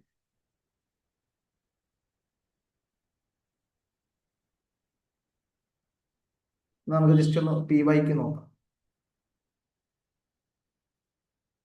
എളുപ്പമുള്ള ചോദ്യങ്ങളാണ്. എന്താണ്, what does the abbreviation ICT stands for? നമുക്കറിയാലോ, ഇൻഫർമേഷൻ ആൻഡ് കമ്മ്യൂണിക്കേഷൻ ടെക്നോളജി എന്നുള്ളതാണ് ICTയുടെ ഫുൾ ഫോം. ICTയുടെ ഫുൾ ഫോം എന്താണ്? ഇൻഫർമേഷൻ ആൻഡ് കമ്മ്യൂണിക്കേഷൻ ടെക്നോളജി എന്നുള്ളതാണ്. Next, which one of the following is the primary protocol used by the world wide web? Primary protocol എന്ന് പറഞ്ഞാൽ ഞാൻ പറഞ്ഞില്ലേ, സാധാരണ വെബ്സൈറ്റുകളൊക്കെ ഉപയോഗിക്കുന്ന ഏതാണ്? HTTP ആണ് അല്ലെ? HTTP ആണ്. FTP എന്നത് ഉപയോഗിക്കുക, ഞാൻ നേരത്തെ പറഞ്ഞു. FTP ഉപയോഗിക്കുന്നത് ഫയലുകളൊക്കെ ട്രാൻസ്ഫർ ചെയ്യാൻ വേണ്ടിയിട്ടാണ്. SMTP ഉപയോഗിക്കുന്നതിനാ email അയക്കാനാണ്. TCP/IP ഒക്കെ അഡ്രസ്സുകളാണ് അല്ലെ? അതും പ്രോട്ടോകോൾ ആണ്, നമ്മൾ ഇതിനു വേണ്ടി ഉപയോഗിക്കുന്നതാണ്. പക്ഷെ പ്രൈമറി പ്രോട്ടോകോൾ എന്ന് പറയുന്നത് എന്താ? പിന്നെ എന്താണ്? HTTP ആണ്. കുറച്ചുകൂടി സെക്യൂർ പ്രോട്ടോകോൾ ഏതാന്ന് ചോദിച്ചു കഴിഞ്ഞാൽ, which one of the following is the most secure protocol used by world wide web എന്ന് ചോദിച്ചു കഴിഞ്ഞാൽ HTTPS ആണ്. ഓക്കെ, അങ്ങനെയല്ല, ചോദ്യം ഒന്നും അല്ലാത്തതുകൊണ്ട് എസ് ഇതിലില്ല. HTTPS ആണ് അതിനുള്ള ഉത്തരം. ഓക്കെ, അങ്ങനെയും ചോദ്യങ്ങൾ വരാം. അടുത്ത ചോദ്യം, the measurement for screen resolution. കഴിഞ്ഞ എക്സാമിന് ചോദിച്ചാണ്. ഒരു കോമൺ സെൻസ് ഉള്ള ഒരാൾക്ക് എഴുതാൻ പറ്റുന്ന അങ്ങനെയുള്ള ഒരു ചോദ്യമാണ് കേട്ടോ. The measurement for screen resolution for a laptop is 1280 into 1024. Which one of the following is the unit used to measure screen resolution? Inch, MBPS, pixel, hertz അല്ലെ? ഇഞ്ച് അല്ല, ഇഞ്ച് സ്ക്രീനിന്റെ വലിപ്പമാണ് നമ്മൾ മെഷർ ചെയ്യാൻ ഉപയോഗിക്കുന്നത്. MBPS എന്ന് പറഞ്ഞാൽ ഇന്റർനെറ്റിന്റെ speed measure ചെയ്യാൻ ഉപയോഗിക്കുന്നതാണ്. പിക്സൽ ആണ് എന്ത്? സ്ക്രീനിന്റെ റെസൊല്യൂഷൻ അല്ലെ? സ്ക്രീനിന്റെ റെസൊല്യൂഷൻ ക്വാളിറ്റി ഒക്കെ അളക്കാൻ ഉപയോഗിക്കുന്നത് പിക്സൽ ആണ്. ഹെർട്സ് എന്ന് പറഞ്ഞാൽ എന്താ? അതിന്റെ സൗണ്ടുമായി ബന്ധപ്പെട്ട ബാക്കിയുള്ള കാര്യങ്ങൾ ആണ്. Next, world wide web can be best described as? Option A, another name for internet. World wide വെബിനെ എങ്ങനെ ഡിസ്ക്രൈബ് ചെയ്യുക എന്നുള്ളതാണ്. Option B, a network of computers accessible by people living in a wide geographical area. C, a system of interlinked hypertext documents access to the internet. Option D, a companies private digital space. അല്ലെ, നമുക്കറിയാലോ, വായിക്കുമ്പോൾ തന്നെ നമുക്കിത് മനസ്സിലാക്കാൻ പറ്റും.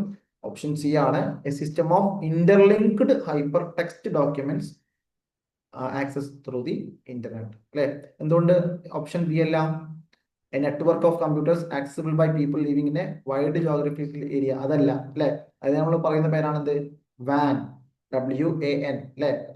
അതാണ് അത്. ഇതെന്താണ്? ഇത് ഹൈപ്പർ ടെക്സ്റ്റ് ഡോക്യുമെന്റ്സ് ആണ്, ഇന്റർനെറ്റിലെ എല്ലാവർക്കും ലഭ്യമാകുന്ന documents. Question number 5. Which of the following is an independent malicious program that propagates itself across a network by exploiting security flaws in widely used services? അതാ ഞാൻ പറഞ്ഞില്ലേ, കുറച്ച് നിങ്ങൾ സൈബർ അറ്റാക്കിനെ കുറിച്ചൊക്കെ ജസ്റ്റ് ഒന്ന് പഠിച്ചു വെക്കണം എന്ന് പറഞ്ഞത് അതാണ്. അതായത് പിന്നെ ഒരു മാലിഷ്യസ് പ്രോഗ്രാം ആണ്. അത് നെറ്റ്വർക്കിൽ കയറി സെക്യൂരിറ്റി അല്ലെങ്കിൽ അങ്ങനെയുള്ള പ്രശ്നങ്ങളൊക്കെ ഉണ്ടാക്കുന്ന ഒരു മാലിഷ്യസ് പ്രോഗ്രാമിനെ വിളിക്കുന്ന പേരെന്താണ്? കമ്പ്യൂട്ടർ വേം എന്നാണ് വിളിക്കുക. കമ്പ്യൂട്ടർ വേം എന്നാണ് അതിനെ വിളിക്കാറുള്ളത്. പിന്നെ ഞാൻ നേരത്തെ പറഞ്ഞ ഒരു ചോദ്യമാണ്, Android is a mobile operating system developed by Google. കഴിഞ്ഞ പ്രാവശ്യം ചോദിച്ചാണ് കേട്ടോ, കഴിഞ്ഞ എക്സാമിന് ചോദിച്ച ചോദ്യമാണ്. ഇനി, in the context of cyber security which one of the following is a risk of phishing for the target users? എന്താണ് ഫിഷിംഗ് എന്നുള്ളത് ഞാൻ കറക്റ്റ് ഡെഫിനിഷൻ സഹിതം പറഞ്ഞിട്ടുണ്ട്. അപ്പൊ എന്താണ്? കണക്ടിവിറ്റി ഫോൾട്ട് അല്ല, ഡാറ്റ ഡിലീഷൻ അല്ല. അതായത് ഫിഷിംഗ് എന്ന് പറയുന്നത് ആളുകൾ എന്താണ് ചെയ്യാന്ന്, ഫിഷിംഗ് വഴി അത് ഉന്നം വെക്കുന്ന ആളുകളോട് എന്താണ് അവർ ചെയ്യാം? അപ്പൊ എന്ത് ചെയ്യാം? ഫ്രോഡുലന്റ് ആക്ടിവിറ്റിയാണ്, ഫ്രോഡ് ആക്ടിവിറ്റിയാണ് അല്ലെ? ആളുകളെ വേറൊരു വെബ്സൈറ്റും കാര്യങ്ങളൊക്കെ കാണിച്ച് പറ്റിക്കുകയാണ് ചെയ്യാറ്. ഓക്കെ. പിന്നെ ഇനി എക്സ്ട്രാ ചോദ്യങ്ങൾ എനിക്ക് കിട്ടുകയാണെങ്കിൽ, അത് ലഭ്യമാണെങ്കിൽ എന്ത് ചെയ്യാം? ഞാനത് ഗ്രൂപ്പിൽ ഉടനെ തന്നെ ഷെയർ ചെയ്യാവുന്നതാണ്. അതിന്റെ ഡീറ്റെയിൽ ആയിട്ട് ഇതേപോലുള്ള ചോദ്യങ്ങളൊക്കെ ഷെയർ ചെയ്യാവുന്നതാണ്. പിന്നെ ഈ അടുത്ത സിലബസ് മാറിയതിന് ശേഷം നിങ്ങളൊന്ന് മനസ്സിലാക്കുക, ഇത്തരത്തിലുള്ള ചോദ്യങ്ങളാണ് ഏറ്റവും കൂടുതൽ വന്നിട്ടുള്ളത്. ഹിസ്റ്ററിയും കാര്യങ്ങളൊന്നും വല്ലാതെ എന്ത് ചെയ്യുന്നില്ല, ചോദിക്കുന്നില്ല. അപ്പോൾ സിലബസ് അനുസരിച്ച് എന്ത് ചെയ്യാം? അത് നിങ്ങൾ ഏത് ഇതാണെങ്കിലും സിലബസ് അനുസരിച്ച് പഠിക്കാം. പിന്നെ ഓക്കെ, നിങ്ങൾ ഈ ഒരു പിന്നെ മെത്തേഡൊക്കെ ഫോളോ ചെയ്ത് കഴിഞ്ഞാൽ നിങ്ങൾക്ക് പിന്നെ നെറ്റ് JRF ഒക്കെ കിട്ടാൻ വളരെ എളുപ്പമാണ്. ഇതിൽ എത്ര പേര് നെറ്റ് ആദ്യമായിട്ട് എഴുതുന്ന ആളുകളുണ്ടോ? നെറ്റ് ആദ്യമായിട്ട് എഴുതുന്ന ആളുകൾ ആരെങ്കിലും ഉണ്ടോ?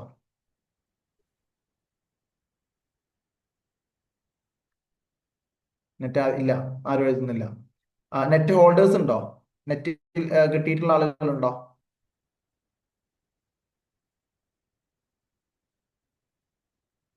നെറ്റ് ഹോൾഡേഴ്സ് ഇല്ല.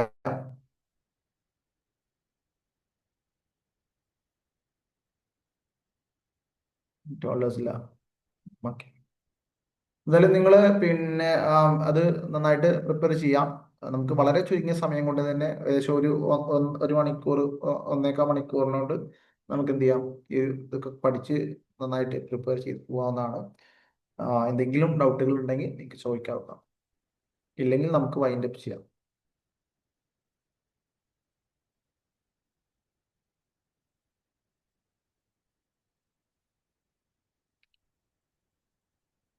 ICT-യിൽ ന്യൂമറിക്കൽ ക്വസ്റ്റ്യൻസ് വരാറുണ്ടായിരുന്നു, മുമ്പ് വരാറുണ്ടായിരുന്നു. ഇപ്പോ പിന്നെ അത് ബൈനറി അങ്ങനെയുള്ള ചോദ്യങ്ങളൊക്കെയാണ് വന്നിട്ടുണ്ടായിരുന്നത്. അപ്ഡേറ്റ് സിലബസിൽ അങ്ങനെ ന്യൂമറിക്കൽ ക്വസ്റ്റ്യൻസ് കണ്ടിട്ടില്ല. അത് ന്യൂമറിക്കൽ ക്വസ്റ്റ്യൻസ് ഉണ്ടെങ്കിൽ വളരെ എളുപ്പമാണ്. 0011 ആണല്ലോ, ആ ചോദ്യമാണ് വരിക.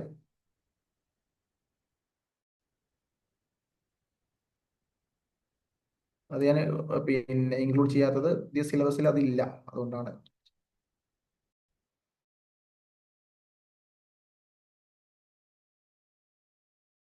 വേറെ എന്തെങ്കിലും നിങ്ങൾ ചോദിച്ചോളൂ.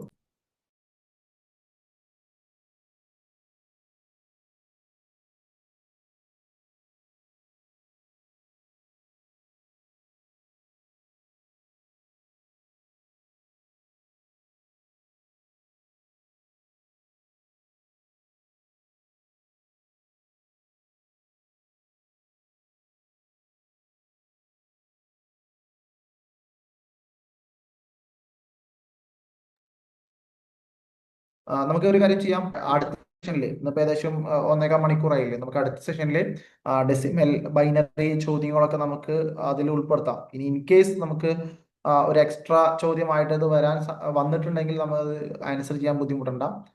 നമുക്ക് ന്യൂമറിക്കൽ ക്വസ്റ്റ്യൻസ് എന്ത് ചെയ്യാം? നെക്സ്റ്റ് ഒരു ക്ലാസ് കൂടി വെച്ച് കൂടുതൽ PYQ, അതായത് കുറച്ചുകൂടി അധികം PYQ കാര്യങ്ങളൊക്കെ ഉൾപ്പെടുത്തിയിട്ട് നമുക്കൊരു സെഷൻ ചെയ്യാം. ഓക്കെ, അത് നമുക്ക് അടുത്ത പിന്നെ ക്ലാസ്സുകളിൽ നമുക്ക് നോക്കാം.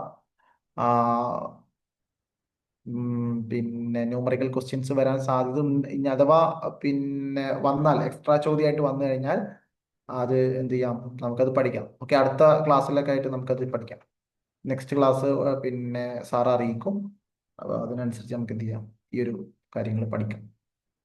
വേറെ എന്തെങ്കിലും ചോദ്യങ്ങളുണ്ടെങ്കിൽ, എന്തെങ്കിലും സംശയങ്ങൾ പറഞ്ഞോളൂ.